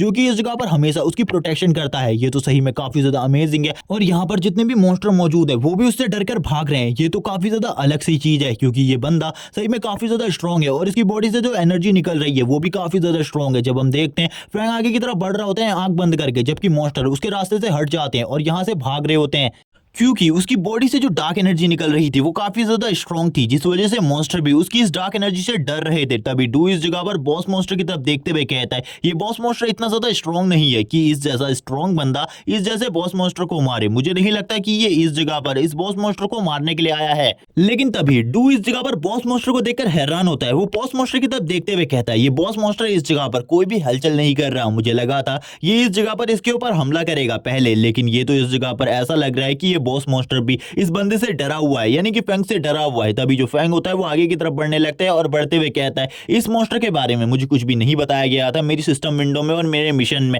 इसीलिए अब मुझे आगे बढ़ना चाहिए। डू भी यहाँ पर ये देखकर हैरान होता है और कहता है अब आखिरकार ये कहाँ जा रहा है और ये क्या करने वाला है। तभी हम देखते हैं जो फैंग होता है वो आगे बढ़ रहा होता है। तभी इस जगह पर जो हिडन बॉस होता है वो सामने आ जाता है। फैंग कहने लगता है इसी हिडन बॉस को मारने के बाद मुझे वो रिवॉर्ड मिलेगा और इस जगह पर जिसके बाद मैं अपने फर्स्ट ट्रांसफॉर्मेशन को कंप्लीट कर पाऊंगा और अपने लेवल अप को आगे बढ़ा पाऊंगा। लेकिन जो वो बॉस होता है वो इस जगह पर काफी ज्यादा स्ट्रांग होता है, लेकिन वो कुछ भी कर फैंग से फाइट नहीं करना चाहता था क्योंकि उसने पहले ही फैंग की डार्क एनर्जी को महसूस कर लिया था कि उसकी बॉडी से जो डार्क एनर्जी निकल रही है वो काफी ज्यादा स्ट्रांग है और ये हिडन बॉस भी इतना ज्यादा स्ट्रांग नहीं होता। तभी जो वो बॉस होता है वो भागने लगता है, जिसको देखने के बाद फैंग कहता है आखिरकार ये इस तरीके से क्यों भाग रहा है। डू भी इस जगह पर हैरान होता है और कहता है इस बंदे को इस हिडन बॉस के बारे में कैसे पता, आखिरकार ये इस जगह पर कैसे आया और इसे कैसे पता चला हिडन बॉस के बारे में। हमें अब इस जगह पर फैंग का फर्स्ट ट्रांसफॉर्मेशन मिशन दिखाया जाता है जिसके ऊपर उसे इस बॉस को डिफीट करना था और इस बॉस से मिलने वाले ट्रेजर को लेकर आना था उस हॉल के अंदर, जिसके बाद वो अपनी फर्स्ट ट्रांसफॉर्मेशन को कंप्लीट कर पाएगा। तभी फैंग कहता है चलो ठीक है, अब मैंने इस जगह पर जो नई एबिलिटी सीखी है उसका यूज करने का टाइम है। मैं इस नई एबिलिटी को कब से यूज करना चाहता था। ये बंदा इस जगह पर परफेक्ट है मेरी नई एबिलिटी को सहने के लिए। वो बंदा भी इस जगह पर डर रहा होता है जो वो बॉस मॉन्स्टर होता है और कहने लगता है आखिरकार अब मैं क्या करने वाला हूं। तभी जो हेवनली थंडर होता है वो इस जगह पर गिरने लगता है इस टेंपल के ऊपर। ये देखने के बाद तो वो बॉस मॉन्स्टर भी हैरान होता है और कहता है आखिरकार ये क्या है। तभी जो फैंग होता है वो इस जगह पर थंडर को कंट्रोल करते हुए कहता है चलो ठीक है अपनी इस न्यू स्किल को यूज करते हैं, और इसी के साथ ही जो उसकी डार्क पावर होती है वो भी इस स्किल के साथ मर्ज हो जाती है और उसकी डार्क पावर के मर्ज होने के बाद तो कोई भी स्किल बहुत ज्यादा पावरफुल हो जाती है, जिस वजह से उसकी जो ये थंडर स्ट्राइक है वो भी काफी ज्यादा स्ट्रांग हो जाती है। हमें दिखाई जाती है यहाँ पर उस टेंपल के ऊपर एक आइस जिसके अंदर से जो थंडर स्ट्राइक होती है वो निकलने लगती है और ये थंडर स्ट्राइक इतनी ज्यादा स्ट्रांग होती है कि वो बॉस मॉन्स्टर इसी जगह पर मर जाता है। फैंग भी ये देखकर हैरान होता है और कहने लगता है मुझे नहीं लगा था ये थंडर स्ट्राइक इतनी ज्यादा स्ट्रांग होगी। और हम देखते हैं डू भी इस थंडर स्ट्राइक को एक जगह पर खड़ा होकर देख रहा होता है और कहता है अगर मैंने इन सारी चीजों को अपनी आंखों से नहीं देखा होता तो मैं बिल्कुल भी इन सारी चीजों के ऊपर भरोसा नहीं करता। वो बॉस मॉन्स्टर एक ही अटैक में मारा गया, मैंने ऐसी चीजों के बारे में बिल्कुल भी नहीं सोचा। अगर इस जगह पर इस बंदे का मैं कंपैरिजन करूं तो ये काफी ज्यादा स्ट्रांग है, ये सही में एक बिग शॉट होने के लायक है। सही में इसी ने उस बंदे को डिफीट किया होगा, लेकिन मुझे नहीं लगता इसको ज्यादा तकलीफ हुई होगी उसे मारने में। तभी हम फैंग को देखते हैं जो कि यहाँ पर अपने मन में कह रहा होता है कि मुझे इस जगह पर कोई भी रिवॉर्ड नहीं मिलने वाले और मेरा लेवल अप भी नहीं होगा क्योंकि मेरा फर्स्ट ट्रांसफॉर्मेशन कंप्लीट नहीं हुआ है। जब तक मैं अपने फर्स्ट ट्रांसफॉर्मेशन को कंप्लीट नहीं कर लेता मेरा लेवल अप भी नहीं हो सकता। और वो यहाँ पर काफी ज्यादा दुखी होता है क्योंकि उसका फर्स्ट ट्रांसफॉर्मेशन होने में अभी काफी टाइम है और इसी के साथ ही उसे वो ट्रेजर भी मिल जाता है जिसे लेकर उसे उस हॉल में जाना है, जिसके बाद उसका मिशन कंप्लीट हो जाएगा। और वो इसी के साथ ही एक टेलीपोर्टेशन स्क्रोल निकालने लगता है और कहता है इस टेलीपोर्टेशन स्क्रोल की मदद से मैं इस जगह से आसानी से निकल सकता हूँ। वो इसी बारे में सोच रहा होता है, लेकिन तभी डू इस जगह पर आ जाता है। डू को देखने के बाद तो इस जगह पर उसके भी पसीने छूटने लगते हैं। वो कहता है आखिरकार ये इस जगह पर क्या कर रहा है, क्या इसे मेरे बारे में पता चल चुका है। डू भी इस जगह पर घबरा जाता है और कहता है वो जो बिग शॉट है वो इस जगह पर मेरे को देखकर एक अलग ही सा रिएक्शन दे रहा है, अब मुझे इस जगह पर क्या करना चाहिए। लेकिन इस जगह पर जो डू होता है वो उससे कहता है इस जगह पर मुझे माफ कर दो, मुझे तुम्हें इस तरीके से नहीं बुलाना चाहिए था। लेकिन जब डू इस जगह पर माफी मांग रहा होता है तभी इस जगह पर जो अलार्म होता है वो बजने लगता है। डू को ऐसा करता हुआ देखकर फैंग उसे अपने पास बुलाता है और कहता है जल्दी से मेरे पास आओ, जो ये अलार्म बज रहा है इससे हम दोनों को ही प्रॉब्लम हो सकती है। हम सबसे पहले बाहर निकलते हैं और उसके बाद इस जगह पर हम बात करेंगे सारी चीजों के बारे में। डू भी इसके लिए एग्री करता है और थोड़ी ही देर बाद वो टेलीपोर्ट होकर बाहर की तरफ आ जाते हैं, जिस जगह पर डू और फैंग आपस में बातें कर रहे होते हैं। जिस जगह पर जो फैंग होता है वो डू को अपने बारे में बातें बताता है और इस जगह पर डू भी, और डू इस जगह पर कहते हैं आपको इस जगह पर चिंता करने की जरूरत नहीं है, मैं इस जगह पर कोई भी प्रॉब्लम क्रिएट नहीं करने वाला। आपने यहाँ पर मेरे मास्टर का बदला लिया उस मॉन्स्टर को मारकर, जिस वजह से मैं आपको शुक्रिया करना चाहता हूँ। डू इस जगह पर अपने मन में कहने लगता है ये बंदा काफी ज्यादा स्ट्रॉन्ग है, इसकी मैजिक पावर मेरे मास्टर की मैजिक पावर से भी काफी ज्यादा स्ट्रॉन्ग है। तभी डू अपनी कहानी बताता है कि जिस बंदे को उसने मारा है उस बंदे को मेरे मास्टर ने सील कर दिया था और उसकी पावर्स को, लेकिन एक दिन वो आजाद हो गया और उसके बाद काफी सारे ह्यूमंस को मारने लगा ताकि वो अपनी पावर को बढ़ा सके और डीमन लॉर्ड से और भी ज्यादा पावर हासिल कर सके। यहाँ पर फैंग भी उसकी बातों को सुन रहा होता है और सुनते हुए कहता है ये बंदा इस जगह पर मुझे अच्छा लग रहा है, मुझे यहाँ पर इस बंदे के साथ ज्यादा कुछ भी बहस नहीं करनी चाहिए, अगर ये मेरा दोस्त बन जाता है तो ये काफी ज्यादा अच्छा रहेगा। जबकि जो डू होता है वो इस जगह पर डर रहा होता है और कहने लगता है कहीं इसके बारे में मुझे पता चल गया तो ये यहाँ पर मुझे मारने तो वाला नहीं है, मुझे इसको देखकर ऐसा ही लग रहा है। लेकिन डू इस जगह पर कहता है मैं इस जगह पर आपके बारे में किसी को भी नहीं बताऊंगा, इसीलिए प्लीज मुझे इस जगह पर छोड़ दीजिए। फैंग भी इस जगह पर कह रहा होता है यहाँ पर मुझे क्या करना चाहिए, क्या मुझे इससे दोस्ती कर लेनी चाहिए। तभी फैंग अपने मन में कहता है अगर मैंने इससे दोस्ती कर ली मेरे लिए काफी ज्यादा अच्छा रहेगा। तभी फैंग इस जगह पर डू से कहता है ठीक है मैं तुम्हें इस जगह पर छोड़ दूंगा, मुझे बस एक चीज के बारे में बताओ, तुम यहाँ पर जो कुछ भी हुआ है आज इसके बारे में किसी को भी नहीं बताओगे। डू इस जगह पर कहता है शायद से ये बंदा इस जगह पर अपनी प्रोफाइल को लो ही रखना चाहता है, जिसके लिए डू भी एग्री करता है और कहने लगता है इस बंदे से मुझे भी काफी सारी चीजें सीखने को मिल सकती हैं, तो ठीक है मुझे भी अब इसी सिटी में रह जाना चाहिए। वैसे भी मैं काफी लंबे टाइम से अपने मास्टर के बदले के लिए इस जगह से उस जगह पर घूम रहा था। तभी फैंग आगे की तरफ बढ़ने लगता है तो डू भी उसी के पीछे आने लगता है। तभी फैंग को एक अर्जेंट कॉल आने लगता है। फैंग कहता है एक मिनट रुको इस जगह पर, मैं एक अर्जेंट कॉल को उठा रहा हूँ, और इसी के साथ ही वो उसे उठाने लगता है और ये एक जो कॉल होता है वो उसकी टीचर का होता है। वो उससे पूछती है आखिरकार तुम कहाँ हो। तभी फैंग अपनी टीचर को बताता है वो सिटी से बाहर है और उसे आने में कुछ टाइम लगेगा, जब वो सिटी से बाहर आ जाएगा तो वो वहां पर आकर उससे बात करेगा। यहाँ पर हम देखते हैं फैंग कहता है आखिरकार ऐसा क्या हुआ जो कि टीचर को मेरे बारे में पता करना पड़ा, क्या कुछ गड़बड़ है। हमें दिखाया जाता है शैडो जनरल को जो कि इस जगह पर बैठी होती है उसके टीचर के पास। यहाँ पर जो उसकी टीचर होती है वो कहने लगती है वो लड़का काफी ज्यादा अच्छा है, आखिरकार तुम लोगों को ऐसा क्यों लग रहा है कि वो लड़का एक इविल शख्स बन सकता है और हम लोगों के लिए खतरा बन सकता है आने वाले टाइम में। तभी जो शैडो जनरल होती है वो कहती है तुम्हारा जो ये स्टूडेंट है कुछ ही टाइम पहले इस जगह पर अवेक हुआ है और उसके बाद इसने फर्स्ट ट्रांसफॉर्मेशन को भी इतने जल्दी कंप्लीट कर लिया, मुझे यहाँ पर ये बिल्कुल भी सरल नहीं लग रहा। और यहाँ पर काफी सारे और ऑफिसर है जिनको ये चीजें सरल नहीं लग रही, जिस वजह से यहाँ पर हमें ये सारी चीजें करनी पड़ रही है। इसके लिए एक जांच कम्युनिटी बैठाई गई है, जिस वजह से ये जो प्रॉब्लम्स है ये अभी और भी बढ़ सकती है तुम्हारे इस स्टूडेंट के लिए, इसीलिए मैं चाहूंगी कि ये इस जगह पर आए। अब इसी के साथ ही हमें कम्युनिटी का सीन दिखाया जाता है जहां पर इन सब चीजों के बारे में बातें हुई थी कि जो फैंग है उसकी जांच की जाएगी अच्छे तरीके से, और इसी के साथ ही जो म्यूटेंट्स हैं और उनको भी अपनी सिटी में घुसने से रोका जाएगा। कुछ भी कर जो मॉन्स्टर्स हैं वो जिस तरीके से हमारे ऊपर हमला कर रहे हैं उन सारी चीजों को रोकना होगा। लेकिन कुछ लोग इस जगह पर किंग लेवल के मॉन्स्टर होने पर बिल्कुल भी यकीन नहीं कर रहे थे, उन लोगों को बिल्कुल भी नहीं लग रहा था उनकी सिटी के अंदर कोई किंग लेवल का मॉन्स्टर हो सकता है। यहाँ पर जो शैडो मास्टर होती है वो कहती है मैंने उन लोगों को काफी समझाया, लेकिन वहां पर काफी सारे बेवकूफ लोग हैं जो कि बिल्कुल भी नहीं समझ रहे। मैंने यहाँ पर उसकी एनर्जी को एनालिस्ट किया है इस जगह पर, वो एक किंग लेवल के मॉन्स्टर की एनर्जी है, कभी भी वो मॉन्स्टर हमारी सिटी को तबाह कर सकता है। लेकिन जितने भी मास्टर है वो इस जगह पर मेरी बात को बिल्कुल भी नहीं समझ रहे। अब इस जगह पर हमें बताया जाता है जो एक मॉन्स्टर होता है, एक म्यूटेंट होता है और एक इवॉल्व ह्यूमन होता है, उन दोनों को ही इस जगह पर जरूरत होती है डार्क एनर्जी की। बस अंतर ये होता है कि जो म्यूटेंट होता है वो काफी ज्यादा डार्क एनर्जी को अपनी बॉडी में एब्जॉर्ब कर अपने आप को स्ट्रॉन्ग बनाता है और उसको ह्यूमन से भी ज्यादा पावर मिल जाती है। मैंने इन सारी बातों को उन लोगों को समझाया, लेकिन उस जगह पर एक बेवकूफ है और वो बंदा इस जगह पर हमेशा मेरी बातों को अपोज करता रहता है और उसके अपोज करने की वजह से काफी सारी बुरी चीजें हो सकती है जिसके बारे में मुझे भी नहीं पता। अब इसी के साथ ही उस टाइम का सीन दिखाया जाता है जहां पर वो बंदा कह रहा होता है कि अगर कोई भी किंग लेवल का मॉन्स्टर तुम्हें दिख जाता है तो उसे मुझे दिखाना इस जगह पर, मैं भी देखना चाहता हूं। अगर कोई किंग लेवल का मॉन्स्टर निकला तो इस जगह पर मैं अपने सर को काटकर अलग कर दूंगा, इस जगह पर यकीन रखो मेरी इस बात पर। और इसी के साथ ही हंस रहा होता है और कहने लगता है तुम लोग बस बेवकूफ हो, तुम्हें क्या लगता है तुम्हारे जैसी छोटी सिटी में इस जगह पर कोई किंग लेवल का मॉन्स्टर हो सकता है? ऐसा बिल्कुल भी नहीं है, तुम्हारे पास तो कोई मास्टर भी नहीं है। अगर किंग लेवल का मॉन्स्टर निकल जाता है तो इस जगह पर हम देखते हैं एक ओल्ड मैन को जो कि शांति से इन बातों को सोच रहे होते हैं और कहते हैं यहाँ पर जो शैडो जनरल है वो इन सब चीजों में बिल्कुल भी पार्टिसिपेट नहीं करेगी। शैडो जनरल कहने लगती है कि आप लोगों को मेरे ऊपर भरोसा नहीं है, मैं इस जांच में आपकी मदद कर सकती हूँ, लेकिन वो लोग इस जगह पर मना करते हैं इन सारी चीजों के लिए। तभी यहाँ पर शैडो जनरल भी एग्री हो जाती है और कहती है ठीक है अब इस जगह पर हमें कुछ भी और करने की जरूरत नहीं। लेकिन जो उसकी असिस्टेंट होती है वो कुछ कहने लगती है, लेकिन शैडो जनरल उसे रोक देती है और कहती है अगर इन लोगों को हमारे ऊपर भरोसा नहीं तो हमें भी इस जगह पर बिल्कुल भी नहीं रुकना चाहिए। अगर इन लोगों के ऊपर कोई खतरा आएगा तो हम लोग बिल्कुल भी इनकी मदद नहीं करेंगे। टीचर इस जगह पर कहती है, क्या तुम इस जगह पर सही में जो यहाँ पर फैंग है उसके ऊपर जांच को कंप्लीट करने वाली हो? तभी वो कहती है, हाँ मेरे पास अभी बस यही काम है, मुझे यही करना होगा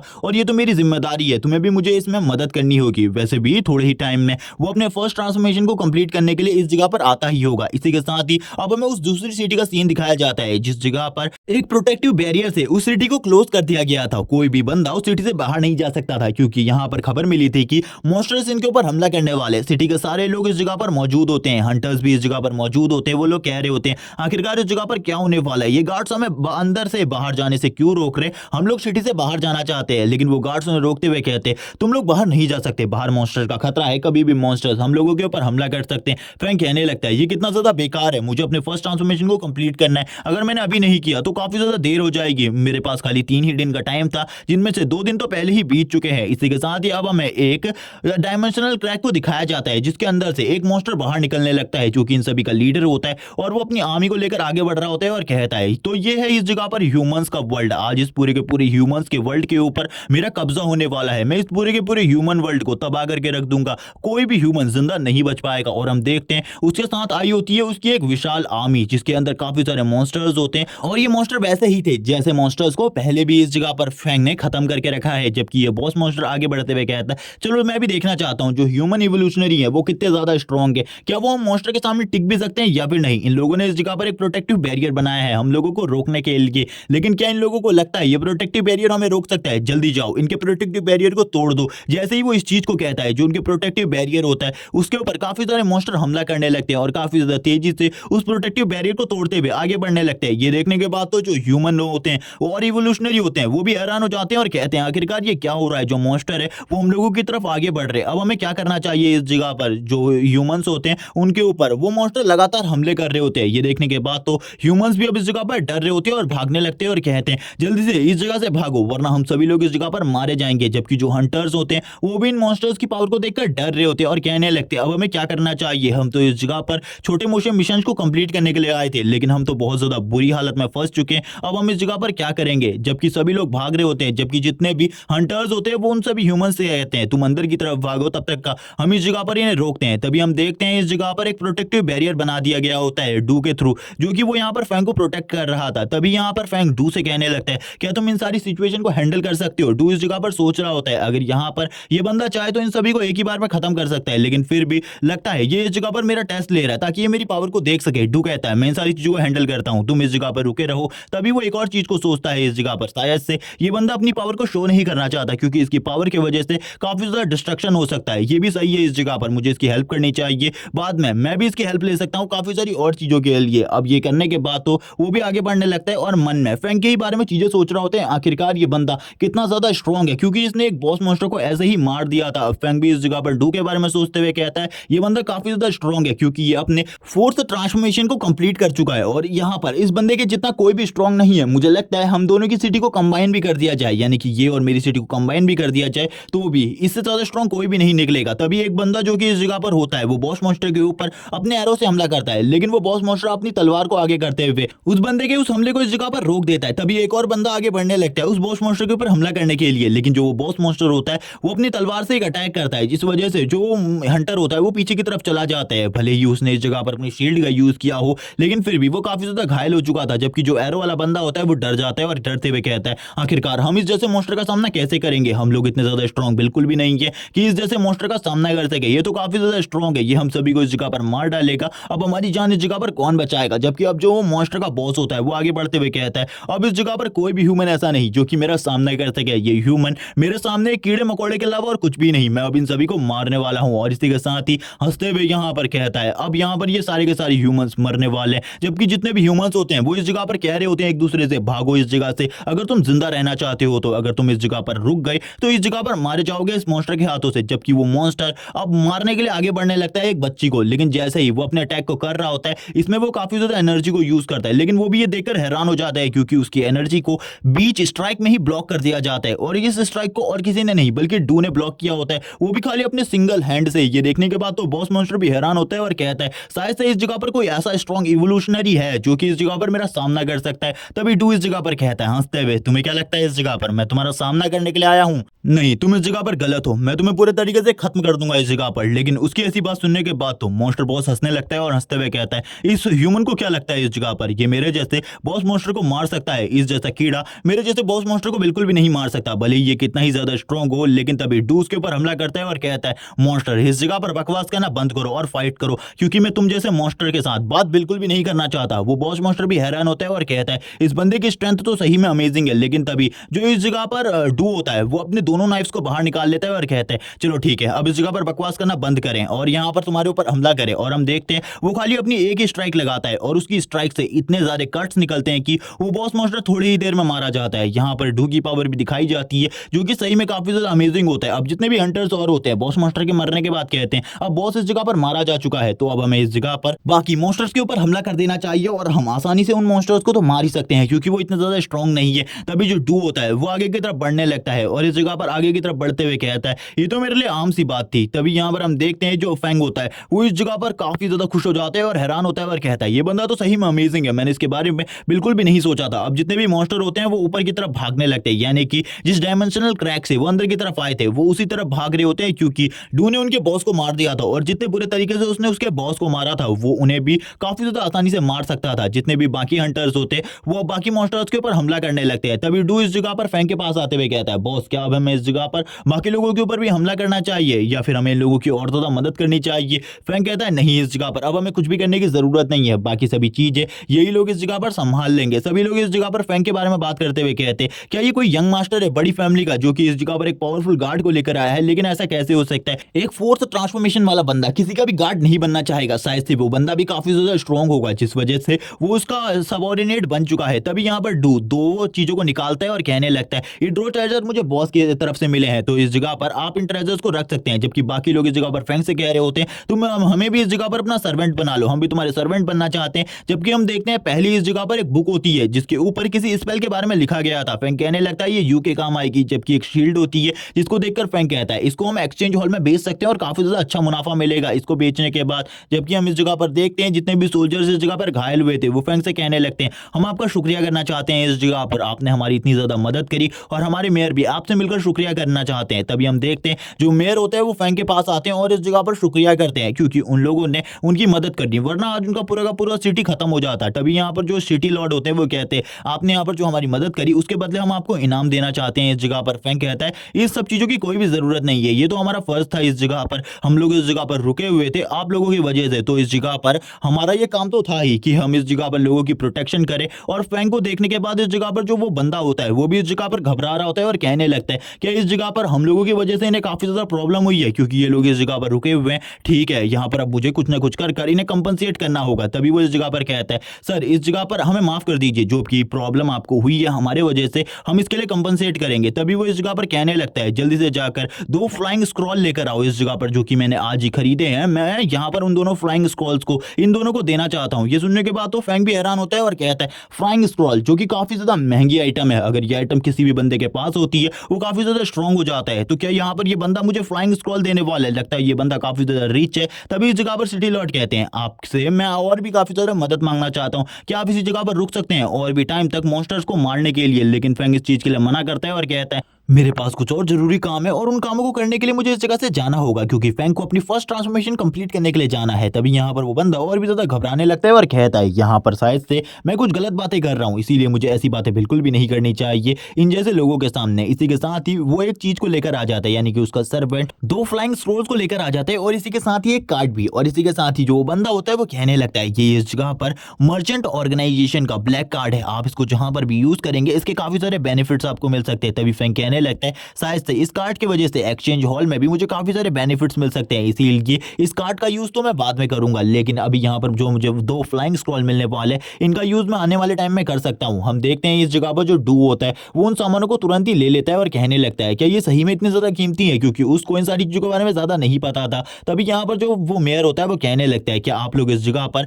जब भी हमारी सिटी को आप लोगों की जरूरत पड़े, यानी कि हमारी सिटी पर हमला हो, तो आप हमारी मदद करने के लिए इस जगह पर आ सकते हैं, यहाँ पर हमें सही में आप लोगों की की मदद की जरूरत है। तभी फैंग कहता है ठीक है, अगर मैं उस टाइम पर फ्री रहूंगा तो मैं इस जगह पर जरूर आऊंगा आप लोगों की प्रोटेक्शन करने के लिए, इसके बारे में बिल्कुल भी चिंता ना करें। हम देखते हैं सभी लोग काफी ज्यादा खुश हो जाते हैं और कहने लगते हैं थैंक्स इन सारी चीजों के लिए, क्योंकि हमारा सिटी सही में काफी ज्यादा कमजोर है। अब इसी के साथ ही जो वो दोनों होते हैं वो तुरंत ही इस जगह से निकल जाते हैं अपने अपने फ्लाइंग स्क्रोल को यूज कर और उनकी स्पीड सही में काफी ज्यादा होती है, और जिस वजह से वो लोग इस जगह से निकलकर उस जगह पर जाने लगते हैं, जिस जगह पर जाने के बाद जो फैंग का फर्स्ट ट्रांसफॉर्मेशन होने वाला है वो कंप्लीट होगा। और इसी के साथ ही अब हमें उस जगह का सीन दिखाया जाता है जिस जगह पर फैंग अपने फर्स्ट ट्रांसफॉर्मेशन को कंप्लीट करेगा, जबकि इस जगह पर 3 लोग पहले से ही वेट कर रहे होते हैं जो कि यू और झांग के साथ ही होते हैं। यहाँ पर हम देखते हैं यू और झांग ने भी अपने सेकंड ट्रांसफॉर्मेशन को कंप्लीट कर लिया है, और वो लोग सेकंड ट्रांसफॉर्मेशन को कंप्लीट करने के बाद काफी ज्यादा स्ट्रांग हो चुके हैं। तभी यू ऊपर की तरफ देखती है और ऊपर की तरफ देखते हुए दो लोगों को उड़ता हुआ देखकर कहने लगती है मुझे ऐसा लग रहा है कि इन दोनों में से एक बंदा इस जगह पर फैंग है। लेकिन जैसे ही उसकी बात इस जगह पर झांग सुनता है वो कहने लगता है क्या तुम्हें सही में लगता है कि वो बंदा एक फ्लाइंग स्क्रोल खरीद सकता है? एक फ्लाइंग स्क्रोल की कीमत काफी ज्यादा होती है। यू इस जगह पर कहती है मुझे इसके बारे में पता है, लेकिन मुझे उसको देखकर ऐसी फीलिंग आ रही थी। लेकिन तभी यहाँ पर वो वापस से बोलता है क्या तुम्हें लगता है एक कचरा जो कि इस जगह पर अपने फर्स्ट ट्रांसफॉर्मेशन को कंप्लीट करने के लिए कुछ ही दिनों में आ जाएगा? ऐसा बिल्कुल भी नहीं हो सकता, तुम इस जगह पर गलत सोच रही हो। लेकिन तुरंत ही जो यू होती है वो पीछे मुड़कर उसकी तरफ देखने लगती है और कहती है अगर तुमने फैंग के बारे में दोबारा से बकवास करी तुम्हारे साथ जो कुछ भी होगा इसके बारे में मैं बिल्कुल भी नहीं कहने वाली। यहाँ पर वो ये सुनने के बाद तो और भी ज्यादा घबरा जाता है, क्योंकि उसे पता है यू काफी ज्यादा स्ट्रांग है। सभी लोग इस जगह पर झांक से पूछने लगते हैं आखिरकार उसका सेकंड ट्रांसफॉर्मेशन कैसा रहा, उससे इन सब चीजों के बारे में पूछ रहे होते हैं और आखिरकार उसने कौन से लेवल के मिशन को चूज किया था। तभी वो दोनों ही आगे बढ़ रहे होते हैं, जहां पर यू तो कोई भी जवाब नहीं देती, लेकिन झांग इस जगह पर अपने आप को काफी ज्यादा बड़ा दिखाना चाहता था, सुपीरियर दिखाना चाहता था, जिस वजह से वो इस जगह पर सभी लोगों को बताने लगता है मैंने एक ए ग्रेड के मिशन को चूज किया था, मैं एस ग्रेड को भी चूज कर सकता था, लेकिन इस जगह पर ए ग्रेड का मिशन मुझे चूज करने के लिए मिला तो मैंने इसे किया। तभी जो उसका साथी होता है वो कहने लगता है बॉस तुम तो अमेजिंग हो, तुमने एक ए ग्रेड के मिशन को चूज किया। जबकि इस जगह पर जो एक लड़की होती है वो आगे बढ़ती है और यू से कहती है तुमने इस जगह पर कौन से रैंक के मिशन को चूज किया था? क्या तुमने इस जगह पर ए ग्रेड के मिशन को चूज किया था? लेकिन यू इस जगह पर कुछ भी नहीं बोलती, तो उन लोगों को ऐसा लगने लगता है उसने इस जगह पर सी या फिर उससे लो ग्रेड के मिशन को चूज किया था। सभी लोग इस जगह पर कहते हैं सबकी किस्मत इतनी ज्यादा अच्छी नहीं होती, इसीलिए तुम्हें ज्यादा चिंता करने की जरूरत नहीं है। तभी इस जगह पर झांग वापस से टॉन्ट मारते हुए कहता है इस जगह पर तुम्हें चिंता करने की जरूरत नहीं है, तुम्हें इसी तरीके से आगे बढ़ते रहना चाहिए। अगर तुम्हें फ्यूचर में कोई भी प्रॉब्लम होती है मैं इस जगह पर तुम्हारी अच्छे तरीके से मदद करूंगा, तुम बिल्कुल भी चिंता मत करो। एक सी ग्रेड का मिशन भी कम बात नहीं है, तुमने भी काफी ज्यादा अच्छा परफॉर्म किया होगा, तुम्हें चिंता करने की जरूरत नहीं। तभी यू इस जगह पर कहती है आखिरकार मुझे इस जगह पर चिंता करने की जरूरत क्या है, मैंने एक एस ग्रेड के मिशन को चूज किया था और उसे कंप्लीट किया, मुझे आखिरकार इसमें इतनी ज्यादा टेंशन क्यों होगी? सभी लोग ये बात सुनने के बाद हैरान हो जाते हैं और कहते हैं कि सही में इसने एस रैंक के मिशन को कंप्लीट कर दिया। ये सुनने के बाद झांग भी हैरान होता है। तभी वो लड़की कहती है तुमने इस जगह पर हमें पहले इसके बारे में नहीं बताया, जिस वजह से हमें लगा तुम्हें एक लो रैंक का मिशन मिला होगा, जिस वजह से तुम इतनी ज्यादा परेशान हो। यू कहती है वैसे भी मैं मिशन के पीछे इतनी ज्यादा परेशान नहीं रहती और ना ही मुझे परेशान रहने की जरूरत है, तुम लोग इसके बारे में ज्यादा चिंता मत करो। तभी यहाँ पर झांग कहता है आखिरकार तुम इस जगह पर क्या कह रही हो, क्या इस जगह पर सही में तुमने एक एस रैंक के मिशन को चॉइस किया था? तभी इस जगह पर यू एक और चीज के बारे में बताती है, पहले इस जगह पर जो उसका टैलेंट था वो 5 स्टार का था, लेकिन अब इस जगह पर उसका टैलेंट अपग्रेड होकर 6 स्टार पर पहुंच गया। ये सुनने के बाद वो सभी लोग हैरान हो जाते हैं, क्योंकि कभी भी ऐसा नहीं होता किसी भी बंदे का जो टैलेंट है वो अपग्रेड नहीं होता। तभी वो इस जगह पर बताती है जब इस जगह पर वो अपने टैलेंट को चेक कर रही थी उसी टाइम पर उसका एक हिडन टैलेंट ओपन हो गया, और ये हिडन टैलेंट बहुत ज्यादा अलग था, क्योंकि यहाँ पर जो चीज उसको फैंग ने दी थी यानी कि वो ट्रेजर, उसके वजह से जो इस जगह पर उसका टेक्निक थी वो और भी ज्यादा स्ट्रांग हो गई, और यहाँ पर उसका टैलेंट 6 लेवल पर प्रमोट हो गया। और मुझे भी इसके बारे में नहीं पता आखिरकार ऐसा कैसे हुआ, और मेरी जो पावर्स थी वो और भी ज्यादा स्ट्रांग हो गई, जिसके लिए अब मुझे बस इस जगह पर एग्री करना है। और यहाँ पर अब वो सोचने लगती है उस टाइम पर जो फैंग था उसने इसीलिए मुझसे कहा था ये चीज तुम्हारे लिए ही बनी है, शायद से उसे इसके बारे में पहले से ही पता हो, जिस वजह से उसने ये चीज मुझे दी हो ताकि मैं जब अपने सेकंड ट्रांसफॉर्मेशन को कंप्लीट करूं तो इसे कर सकूं। और इसी के साथ ही वो बताती है मैंने भी उस चीज के लिए एग्री कर दिया था इस जगह पर, लेकिन जैसे ही वो इस बारे में बताती है सभी लोग कहने लगते हैं ये इस जगह पर तुम्हारे लिए प्रॉब्लम की बात भी हो सकती है, शायद से ये इस जगह पर कुछ सिस्टम का डिफॉल्ट हो या फिर फॉल्ट हो इस जगह पर। लेकिन यहाँ पर यूं कहती है ऐसा कुछ भी नहीं है। लेकिन यहाँ पर ये सुनने के बाद तो झांग और भी ज्यादा परेशान हो जाते हैं और कहता है ऐसा कैसे हो सकता है, ऐसा बिल्कुल भी नहीं हो सकता है, कोई भी ऐसा नहीं कर सकता। तभी यूं इस जगह पर कहती है बकवास करना बंद करो इस जगह पर, अगर तुमने दोबारा से इस तरीके से बकवास करी तुम्हारे लिए बिल्कुल भी अच्छा नहीं होगा, क्योंकि तुम्हें तो पता ही है इस जगह पर तुम कितने ज्यादा वीक हो। सभी लोग इस जगह पर यू की तारीफ कर रहे होते हैं और कहने लगते हैं तुमने तो सही में एक ग्रेट टैलेंट को अवेक किया है। लेकिन तभी यहाँ पर झांग को काफी ज्यादा गुस्सा आ रहा होता है, क्योंकि यहाँ पर सभी लोग निंगफेंग की तारीफ कर रहे होते हैं। वो कहने लगता है उस लड़के को तो मैं एक दिन जरूर सबक सिखाऊंगा, मैं उसे बिल्कुल भी नहीं छोड़ूंगा और एक दिन अपनी इन सारी की सारी बेइज्जतियों का बदला उससे जरूर लूंगा। तभी हमें दिखाया जाता है जो फैंग होता है वो भी अपने एस रैंक के टास्क को कंप्लीट कर लेता है और इस जगह पर सिस्टम भी उसे बताता है उसने इस जगह पर टास्क टास्कों को कंप्लीट कर लिया। अब इसी के साथ ही जो ये चीज होती है जिस ट्रेजर को वो लेकर आया था, अब वो उसकी बॉडी के साथ मर्ज होने लगता है। फैंग कहता है मुझे बिल्कुल भी नहीं लगा था ये चीज इतनी ज्यादा अमेजिंग होगी। और इसी के साथ ही जब वो उसके बॉडी के साथ मर्ज हो रहा होता है तो फैंग का फर्स्ट अवेकनिंग टेस्ट भी इस जगह पर कंप्लीट हो जाता है, यानी कि वो फर्स्ट ट्रांसफॉर्मेशन को कंप्लीट कर चुका है। और इसी के साथ ही अब उसके पास टाइम है सेकंड ट्रांसफॉर्मेशन को करने के लिए 30 लेवल्स और अप करने का। अब यहाँ पर जो फैंग होता है वो अपनी स्टेटस विंडो को चेक करने लगता है, जबकि डू बाहर ही खड़ा होकर फैंग की प्रोटेक्शन कर रहा होता है और कहने लगता है आखिरकार उसका ट्रांसफॉर्मेशन कम कंप्लीट होगा। मुझे लगता है उसने एस रैंक के मिशन को चूज किया था जिस वजह से उसका ट्रांसफॉर्मेशन लंबा चल रहा है। लेकिन जैसे ही इस जगह पर शैडो मास्टर आती है वो डू को देखकर हैरान हो जाती है और कहती है मैंने तो सुना था फैंग का ट्रांसफॉर्मेशन इस जगह पर चल रहा है, लेकिन आखिरकार ये डू नाम का बंदा इस जगह पर क्या कर रहा है। मैंने इसके बारे में काफी सारी बातें पता करी है, ये इस जगह पर फैंग के साथ आया है और ये फैंग को इस जगह पर बॉस कहकर बुला रहा है। क्या ये दोनों अच्छे दोस्त बन चुके हैं? मुझे नहीं लगा था ये लोग इतने जल्दी मिल जाएंगे और दोस्त भी बन जाएंगे। अब तो जो प्रॉब्लम्स है वो और भी बड़ी हो सकती है क्योंकि ये बंदा काफी ज्यादा स्ट्रांग है और अपने फोर्थ ट्रांसफॉर्मेशन को कंप्लीट कर चुका है। मुझे नहीं लगता है इस जगह पर इस बंदे का सामना कोई भी कर सकता है। जबकि यहाँ पर हम देखते हैं यहाँ पर ये सारी की सारी बातें जो शैडो मास्टर होती है वो फैंग की मास्टर को बता रही होती है, यानी कि फैंग के टीचर को बता रही होती है। फैंग भी अपने ट्रांसफॉर्मेशन को कंप्लीट करने के बाद बाहर आता है, लेकिन उसकी टीचर इस जगह पर कहती है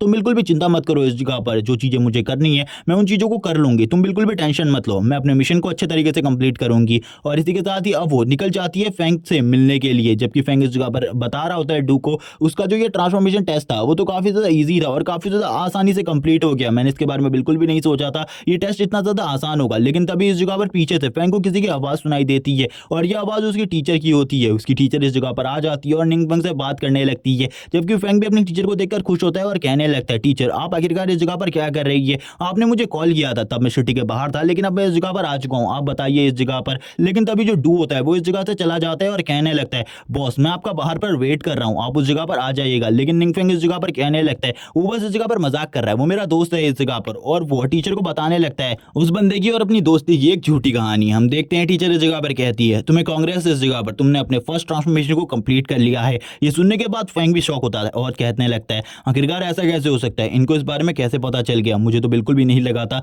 किसी को इसके बारे में पता चलेगा। तभी फैंग कहता है थैंक्स इस जगह पर आपको इसके बारे में पता चल गया है, लेकिन मुझे यहाँ पर टीचर के ऊपर भरोसा है क्योंकि उन्होंने पहले भी मेरी काफी ज्यादा मदद करी है। जब स्कूल में सभी लोग मुझे बुली किया करते थे तब भी वो मेरी मदद करती थी, इसीलिए अभी मुझे उनके ऊपर भरोसा है। तभी यहाँ पर वो टीचर से कहता है इसके लिए शुक्रिया इस जगह पर, ये तो मेरा लक अच्छा था कि इसके जैसा साथी मेरे साथ था जिस वजह से मैंने जल्दी से अपने फर्स्ट ट्रांसफॉर्मेशन को कंप्लीट कर लिया। टीचर भी यहाँ पर कहती है मुझे पता है इस जगह पर तुम आने वाले टाइम में काफी ज्यादा स्ट्रांग बन सकते हो जिस वजह से काफी सारी इन्वेस्टिगेशन तुम्हारे ऊपर चलाई जा रही है। और टीचर अब सारी की सारी बातें यहाँ पर फैंग को बताती है आखिरकार उसके साथ क्या होने वाला है आगे चलकर। फैंग कहता है क्या इस वजह से मुझे अपनी सिटी को छोड़कर चले जाना चाहिए? वो अपने मन में इन बातों को कर रहा होता है, लेकिन टीचर उससे कहती है तुम्हें डरने की कोई भी ज्यादा जरूरत नहीं है, इस जगह पर तुम्हारे सारे के सारे मसलों को तुम्हारी टीचर और एक मेरी दोस्त ही संभाल रही है। फैंग कहता है ठीक है इस जगह पर मैं इसके लिए कोई ज्यादा टेंशन नहीं लूंगा, आपको इस जगह पर अगर कुछ पूछना है तो मुझे पूछ सकती है। लेकिन तभी टीचर उसके सामने एक ब्लैक कलर के स्टोन को रखती है और कहती है इस जगह पर इस स्टोन के अंदर अपनी पावर को इम्ब्यूट करो, मैं देखना चाहती हूँ आखिरकार तुम्हारी बॉडी के अंदर जो डार्क पावर है वो कितनी ज्यादा है, क्योंकि इससे हम किसी भी मॉन्स्टर के बारे में पता कर सकते हैं। फैंग कहने लगता है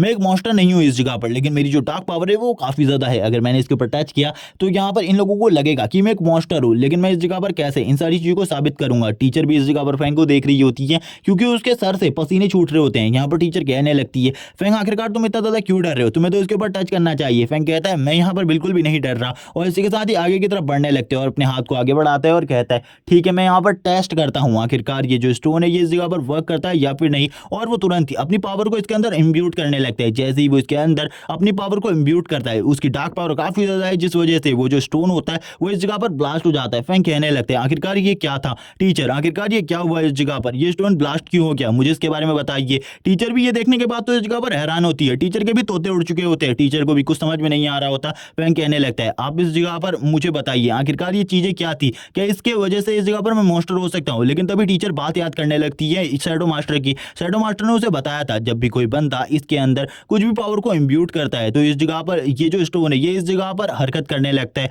उसकी डार्क पावर की वजह से। अगर उसके पास काफी ज्यादा डार्क पावर होगी तो ये काफी ज्यादा तेजी से इस जगह पर हिलने लगेगा। लेकिन यहाँ पर उसने तो ऐसा बिल्कुल भी नहीं बताया था। अगर ये स्टोन इस जगह पर फट जाता है तो इसका मतलब क्या होगा, क्या वो बंदा मॉन्स्टर है या फिर वो इस जगह पर नॉर्मल ह्यूमन है, इसके बारे में मुझे कुछ भी नहीं पता। टीचर भी इस जगह जगह पर सोच रही होती है मुझे यहाँ पर कुछ भी नहीं पता, तो मैं इस जगह पर निंगफेंग को क्या बताऊं, इस स्टोन के फटने का मतलब क्या है। टीचर अपने ही ख्यालों में चल रही होती हैं, जबकि फेंग भी इसी बारे में सोच रहा होता है। उसकी डार्क पावर काफी ज्यादा है, जिस वजह से ये स्टोन भी इस जगह पर फट गया। अब तो मेरी डार्क पावर पहले से भी ज्यादा बढ़ चुकी है, क्योंकि मैंने यहाँ पर अपने फर्स्ट ट्रांसफॉर्मेशन को कंप्लीट कर लिया, और उसके बदले इस जगह पर मेरी डार्क पावर के साथ कनेक्शन भी काफी ज्यादा स्ट्रांग हो चुका है। टीचर कहती है मुझे इस जगह पर कुछ भी नहीं पता, आखिरकार अब तुम्हारे साथ आगे क्या होगा, लेकिन इस जगह पर मैं इसके लिए तुम्हें आगे की अपनी लाइफ को अच्छे तरीके से जीने के लिए कांग्रेस करती हूँ, क्योंकि तुमने फर्स्ट ट्रांसफॉर्मेशन को कंप्लीट कर लिया, और मुझे लगता है आगे आने वाले टाइम में तुम और भी काफी सारी अचीवमेंट को कंप्लीट कर लोगे। तभी यहाँ पर फेंग कहता है मुझे इसके बारे में नहीं पता, लेकिन मैं यहाँ पर पूरी कोशिश करूंगा सारी की सारी अचीवमेंट्स को कंप्लीट करने की। तभी यहाँ पर जो टीचर होती है वो तुरंत ही एक बुक को बाहर निकालने लगती है और कहती है मैं इस जगह पर तुम्हारे फर्स्ट ट्रांसफॉर्मेशन को कंप्लीट करने के बदले तुम्हें कुछ गिफ्ट देना चाहती हूँ, और ये गिफ्ट तुम्हारे लिए। और इसी के साथ ही वो फेंग को एक बुक देने लगती है जो कि इस जगह पर किसके बारे में थी और इसके स्टेट्स के बारे में इस जगह पर कुछ भी नहीं बताया जाता। फेंग उस बुक को तुरंत ही रख लेता है और कहता है टीचर ये तो काफी ज्यादा अच्छा आइटम था। तभी यहाँ पर फेंग भी टीचर के लिए एक आइटम को निकालता है, और आइटम को निकालते हुए कहता है मैं भी इस जगह पर आपको कुछ देना चाहता हूँ। और इसी के साथ ही वो एक गोल्डन रैंक का ट्रेजर टीचर की तरफ भेजता है और कहने लगता है ये ट्रेजर आपकी काफी ज्यादा मदद कर सकता है आने वाले टाइम में। तभी टीचर इसे देखकर हैरान हो जाती है, क्योंकि इस ट्रेजर के स्टेट्स यहाँ पर ये थे कि कभी भी अगर तुम्हारी जान खतरे में होती है तो ये यहाँ पर आपकी जान बचाने के लिए एक प्रोटेक्टिव बैरियर बना देगा, जो कि काफी ज्यादा स्ट्रांग होगा। टीचर मना करने लगती है क्योंकि ये ट्रेजर काफी ज्यादा कीमती था, लेकिन फेंग अपनी टीचर को ये ट्रेजर देकर चला जाता है और कहने लगता है अगर यहाँ पर हमारी मुलाकात दोबारा हुई तो यहाँ पर मैं आपको कुछ ना कुछ और जरूर दूंगा। और इसी के साथ ही फेंग और डू इस जगह से चले जाते। टीचर कहने लगती है मैं बिल्कुल भी भरोसा नहीं कर सकती जो कि वो लोग इस जगह पर कह रहे हैं, ये एक म्यूटेंट मॉन्स्टर हो सकता है, ऐसा बिल्कुल भी नहीं हो सकता। तभी यहाँ पर अब वो टीचर आने के बाद सारी की सारी रिपोर्ट इस जगह पर शैडो मास्टर को देती है। शैडो मास्टर भी उस रिपोर्ट को सुनने के बाद कहती है ठीक है इस जगह पर तुम्हारे स्टूडेंट के बारे में जो भी मिस्ट्रीज है उसके बारे में हमें बाद में पता चल जाएगा, इसीलिए अभी जो कुछ भी ये हो रहा है इन सारी चीजों को हम बंद करने वाले हैं, क्योंकि आगे आने वाले टाइम में अगर वो और भी ज्यादा स्ट्रॉन्ग बन जाता है तो हमारी सिटी की प्रोटेक्शन के लिए काफी ज्यादा अच्छा रहेगा। क्योंकि मुझे भी नहीं लग रहा कि वो मॉन्स्टर हो सकता है, क्योंकि वो काफी ज्यादा अच्छे तरीके से बात कर रहा होता है सभी लोगों से, इसीलिए मैं भी इसके लिए नहीं कह सकती कि वो मॉन्स्टर है। इसीलिए जो भी चीजें ये हो रही है ये इस जगह पर बंद होने वाली है अभी के अभी। तभी यहाँ पर वो कहती है ठीक है अब ये जितने भी रिपोर्ट्स है हम इन्हें ऊपर नहीं देने वाले और इन रिपोर्ट्स को इसी जगह पर खत्म कर दो। तभी यहाँ पर जो उसकी टीममेट होती है वो कहती है कि सही में हम इन रिपोर्ट्स को ऊपर नहीं देंगे। तभी यहाँ पर वो वापस से कहती है शैडो मास्टर नहीं इन रिपोर्ट्स को ऊपर देने की कोई भी जरूरत नहीं है, क्योंकि ऊपर वाले लोग वैसे भी इस बारे में कुछ भी नहीं समझेंगे और वैसे भी वो हमारी किसी बात को क्यों ही मानेंगे। तभी यहाँ पर टीचर कहती है मैं यहाँ पर और कुछ भी कहना चाहती हूँ। उसके साथ एक और बंदा था जो कि इस जगह पर हमारे काफी ज्यादा काम आ सकता है। शैडो मास्टर कहती है मुझे पता है उस डू नाम के बंदे के बारे में, वो अपने फोर्स ट्रांसफॉर्मेशन में है और मुझे लगता है हमारी सिटी में वो काफी ज्यादा स्ट्रॉन्ग है और आगे आने वाले टाइम में हमारी मदद भी कर सकता है। इसीलिए अगर वो बंदा हमारे साथ मिलने के लिए तैयार हो जाए तो काफी ज्यादा अच्छा रहेगा। फेंग के घर का सीन दिखाया जाता है। फेंग के घर में हम देखते हैं डू और फेंग आपस में बातें कर रहे होते हैं। डू यहाँ पर फेंग से कहता है आप यहाँ पर इतना ज्यादा उदास क्यों है। फेंग कहने लगता है जो मेरे बारे में रिपोर्ट चल रही थी टीचर ने मुझे बताया उन सारी की सारी जांचों को बंद कर दिया गया है। डू यहाँ पर कहता है तो ये तो खुशी की बात है, तो आप इतने ज्यादा उदास क्यों हैं इस जगह पर। फेंग बताता है कि अब इस जगह पर वो किसी भी डंजन को हंट करने के लिए नहीं जा पाएगा अच्छे तरीके से, क्योंकि अगर वो किसी भी डंजन हंट करने के लिए जाएगा तो उस जगह पर अपनी पावर का यूज करेगा, जिस वजह से सभी लोगों को मेरे बारे में पता चल जाएगा और वैसे भी वो लोग मेरे ऊपर शक कर रहे हैं, तो ये तो काफी ज्यादा प्रॉब्लम की बात है। तभी यहाँ पर डू भी अपने मन में सोच रहा होता है एक बिग शॉट बनना इतना भी आसान नहीं है, उसे काफी सारी चीजों का ख्याल रखना पड़ता है और काफी सारी चीजें उसके लिए बुरी भी हो सकती है। इसीलिए मुझे लगता है ग्रेट पावर के साथ ग्रेट प्रॉब्लम्स भी आती हैं। मुझे लगा था जो पावर होना है वो काफी ज्यादा अच्छी बात है, लेकिन इस बंदे के लिए इस जगह पर पावर होना काफी ज्यादा बुरी बात हो चुकी है। तभी यहाँ पर अब डू फेंग को बताता है कि कुछ ऐसे भी डंजन्स है जिनके बारे में किसी भी को भी नहीं पता अभी और उन डंजन्स को कोई क्लियर भी नहीं करने वाला। इसीलिए अगर तुम चाहो तो हम लोग उस जगह पर जाकर तुम्हारे लिए मॉन्स्टर्स को मार सकते हैं और काफी सारे ट्रेजर्स और काफी सारे मॉन्स्टर्स को मारकर एक्सपी गेन कर सकते हैं ताकि तुम अपने लेवल को अप कर सको। फेंग कहने लगता है क्या उस जगह पर कोई भी नहीं है, कोई भी नहीं। तभी यहाँ पर डू बताता है उनमें से कुछ जगहों के बारे में तो कुछ लोगों को पता चल चुका है, लेकिन अभी भी कुछ जगहें ऐसी है जिसके बारे में किसी को भी नहीं पता और सरकार भी उन जगहों पर नहीं जाएगी, क्योंकि उन लोगों को पता है उस जगह पर जो मॉन्स्टर है वो हाई रैंक के हैं और अभी भी सिटीज पर हमला हो रहा है। तभी यहाँ पर फेंग कहता है तो तुम्हें उनमें से किसी जगह के बारे में पता है जिस जगह पर हम जा सकते हैं। डू कहता है मेरे को यहाँ पर अभी तक तो 2 जगहों के बारे में पता है और अगर आपको और भी जगहों के बारे में जानना है तो मैं इस जगह पर आपको और भी जगहों पर जाकर ले जा सकता हूँ, चिंता करने की जरूरत नहीं है। फेंग इस जगह पर कहता है ठीक है तुम यहाँ पर इनके बारे में चिंता मत करो, हम यहाँ पर सबसे पहले उन 2 डंजन्स के अंदर रेड करेंगे और दोनों ही अपने आप को लेवल अप करेंगे ताकि हम स्ट्रॉन्ग बन सके। तभी डू कहता है अभी तो मेरे पास वो ब्लैक कार्ड भी है और मुझे एक्सचेंज हॉल में जाकर कुछ सामान एक्सचेंज भी करना है और उस जगह पर जाकर मुझे लगता है मैं काफी ज्यादा सामानों को एक्सचेंज कर पाऊंगा और काफी ज्यादा मुनाफा कमा पाऊंगा। हमें होटल का सीन दिखाया जाता है जिस जगह पर जो डू होता है वो आगे की तरफ बढ़ रहा होता है और कहता है आज के लिए मैं इस होटल में रुक जाता हूँ, कल के लिए मुझे अपने लिए कोई घर ढूंढना होगा क्योंकि अब मैं इसी सिटी में रुकने वाला हूँ। लेकिन तभी इस जगह पर एक बंदा आता है और वो बंदा इस जगह पर कहने लगता है, सर मैं आपसे इस जगह पर बात करना चाहता हूँ। और हमें बताया जाता है कि ये इसी सिटी का सिटी लॉर्ड है, यानी कि मेयर है इस जगह पर। यहाँ पर डू भी उस बंदे को देखकर हैरान होता है और कहने लगता है, सर आप मुझे बताइए इस जगह पर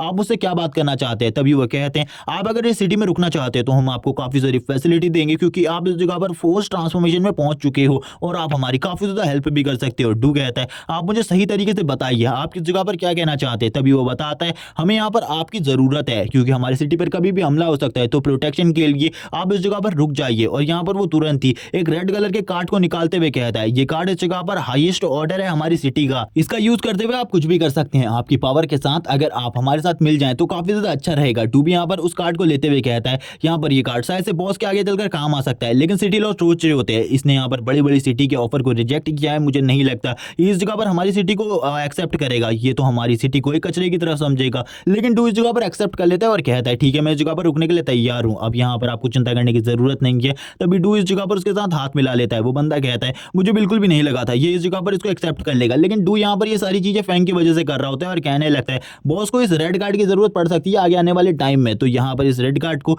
मैंने अपने पास रख लिया, ये काफी ज्यादा अच्छी बात है। जबकि हम देखते हैं वो बंदा अपने मन में किसी और ही चीज के बारे में सोच रहा होता है और कहता है, इस जगह पर अब तो हमारे पास एक बिग शॉट है और हम इसकी हेल्प से काफी ज्यादा स्ट्रांग बन सकते हैं। जबकि इस जगह पर जो वो बंदा होता है वो कहने लगता है, सर आपको क्या किसी चीज की जरूरत है तो आप हमें बताइएगा, यहाँ पर शायद से आप इस होटल में रह रहे हैं, आपके पास कोई घर नहीं है, मैं घर के लिए भी आपका इंतजाम कर देता हूँ। यहाँ पर डू से इस सब चीजों के लिए धन्यवाद करता है। हम देखते हैं फैंग को जो कि गेम खेल रहा होता है और गेम खेलते हुए सभी लोग इस जगह पर बातें कर रहे होते हैं काफी सारी। फैंग कहने लगता है, आखिरकार इस जगह पर क्या हो रहा है और ये लोग किस चीज के बारे में बात कर रहे हैं। तभी वो सुनता है कि यू और झांग ने इस जगह पर सेकंड ट्रांसफॉर्मेशन को कंप्लीट कर लिया है और काफी सारे स्टूडेंट जो हैं वो यहाँ पर हायर एकेडमीज में जाने वाले। फैंग कहता है, ये सभी मेरी ही एज ग्रुप के हैं और मुझे लगा था इस जगह पर मैं इनसे आगे कभी भी नहीं निकल पाऊंगा, लेकिन मैं इनसे आगे निकल चुका हूँ और मेरे साथ अवेक हुए लोगों से भी मैं काफी ज्यादा आगे निकल चुका हूँ। अब मुझे लगता है मैं भी हायर एकेडमीज को ज्वाइन कर सकता हूँ। वो यहाँ पर इन्हीं सब चीजों के बारे में बात कर रहा था। काफी सारे स्टूडेंट इस जगह पर फैंग के ही बारे में काफी सारी बुरी बातें कर रहे होते हैं कि वो इस जगह पर बेकार है। तभी यहाँ पर जो टीचर होती है वो मैसेज करती है और कहने लगती है, अगर तुमने इस जगह पर अपने काम से काम नहीं रखा तो तुम्हारे लिए काफी ज्यादा बुरी चीज रहेगी। और वो बच्चा तुरंत ही मैसेज को डिलीट कर देता है। ये देखकर फैंग हंसने लगता है और कहता है, टीचर तो सही में काफी ज्यादा अमेजिंग है। लेकिन जैसे ही वो इस मैसेज को देखता है, इसी के बाद ही जो दूसरे मैसेज होते हैं वो स्टार्ट हो जाते हैं इस जगह पर, जो कि अलग अलग चीजों के बारे में चल रहे होते हैं। फैंग कहता है, ये न्यूज इस जगह पर सभी लोगों को कैसे पता चल गई, क्योंकि यहाँ पर फैंग ने फर्स्ट ट्रांसफॉर्मेशन को कंप्लीट कर लिया है। इसकी न्यूज सभी को पता चल चुकी होती है। फैंग कहता है, आखिरकार इन लोगों को इसके बारे में कैसे पता चल गया, मुझे नहीं लगा था डू और मेरे अलावा और किसी को इसके बारे में पता है, और टीचर को इसके बारे में पता था, लेकिन इनको कैसे पता चला था। ऐसे ये न्यूज काफी ज्यादा आगे तक जाने वाली है। फैंग आगे बढ़ते हुए इन्हीं सब चीजों को सोच रहा होता है। जबकि हम देखते हैं डीमन लॉर्ड को, जो डीमन लॉर्ड होता है वो एक जगह पर बैठकर इन सारी चीजों को देख रहा होता है और कहता है, ये लड़का इस जगह पर काफी ज्यादा स्ट्रांग है और आगे आने वाले टाइम में ये और भी ज्यादा स्ट्रांग होगा। मुझे लगता है मेरे प्लान्स को ये पूरे तरीके से चकनाचूर कर देगा। जिसके बाद सीन शिफ्ट हो जाता है और सीन शिफ्ट होने के बाद एक्सचेंज हॉल का सीन दिखाया जाता है, जिस जगह पर जो शिन होती है वो एक जगह पर खड़ी होती है। उसको अभी भी काफी सारी चोटें आई थी, लेकिन तभी हम देखते हैं दूसरी वाली इस जगह पर आ जाती है और वह कहने लगती है,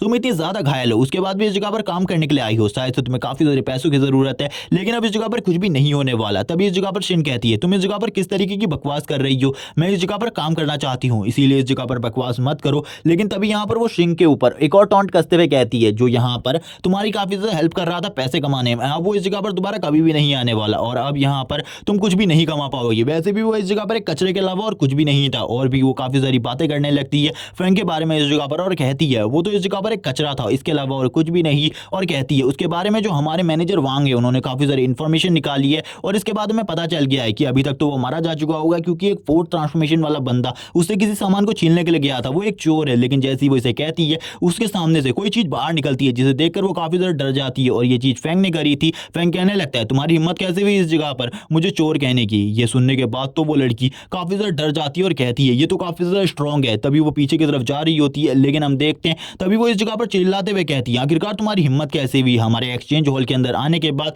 इस तरीके के हमले करने की। क्या तुम्हें नहीं पता एक्सचेंज हॉल के अंदर कोई भी बंदा इस तरीके की हरकत नहीं कर सकता। गार्ड्स जल्दी आओ इस जगह पर और इस बंदे को पकड़ लो। तभी शिन भी इस जगह पर आती है और कहती है, तुम यहाँ से जल्दी से निकलो, वरना तुम्हारे लिए जो प्रॉब्लम्स है वो और भी ज्यादा बढ़ जाएंगी और यहाँ पर तुम कुछ भी नहीं कर पाओगे, क्योंकि ये एक्सचेंज हॉल के मैटर के अंदर कोई भी बंदा इंटरफेयर नहीं कर सकता। तुम यहाँ से भाग जाओ। जब वो इसी बारे में कह रही होती है तभी इस जगह पर एक बंदा आ जाता है, जो कि और कोई नहीं बल्कि मैनेजर वांग होता है। मैनेजर वांग इस जगह पर आते हुए कहता है, इस जगह पर तुम कहीं भी नहीं भाग सकते लड़के, अब तुम इस जगह पर फंस चुके हो और और इस जगह से अगर तुमने भागने की कोशिश करी तुम्हारे लिए काफी ज्यादा बुरा होगा। वो काफी सारे सोल्जर्स को लेकर इस जगह पर आया हुआ था। तभी फैंक कहने लगता है, मैंने सुना है इस जगह पर तुम लोग मेरे बारे में इन्फॉर्मेशन निकालने की कोशिश कर रहे हो। यहाँ पर तुम लोगों को तो मेरी प्राइवेसी को प्राइवेट रखना चाहिए था, लेकिन फिर भी तुमने इन्फॉर्मेशन निकाली और यहाँ पर मुझे चोर कहने की कोशिश कर रहे हो। क्या ये सब कुछ सही है इस जगह पर? तभी वांग कहने लगता है, जो मैनेजर वांग होते हैं वो कहने लगते हैं, तुम्हारी हिम्मत कैसे हुई हमारे एक्सचेंज हॉल में आने के बाद इतना ज्यादा बोलने की? गार्ड्स जाओ इसे इस जगह से धक्के मारकर निकाल दो, लेकिन उससे पहले इस जगह पर मेक श्योर करना जो इसकी हड्डियां हैं वो इस जगह पर टूट जाएं,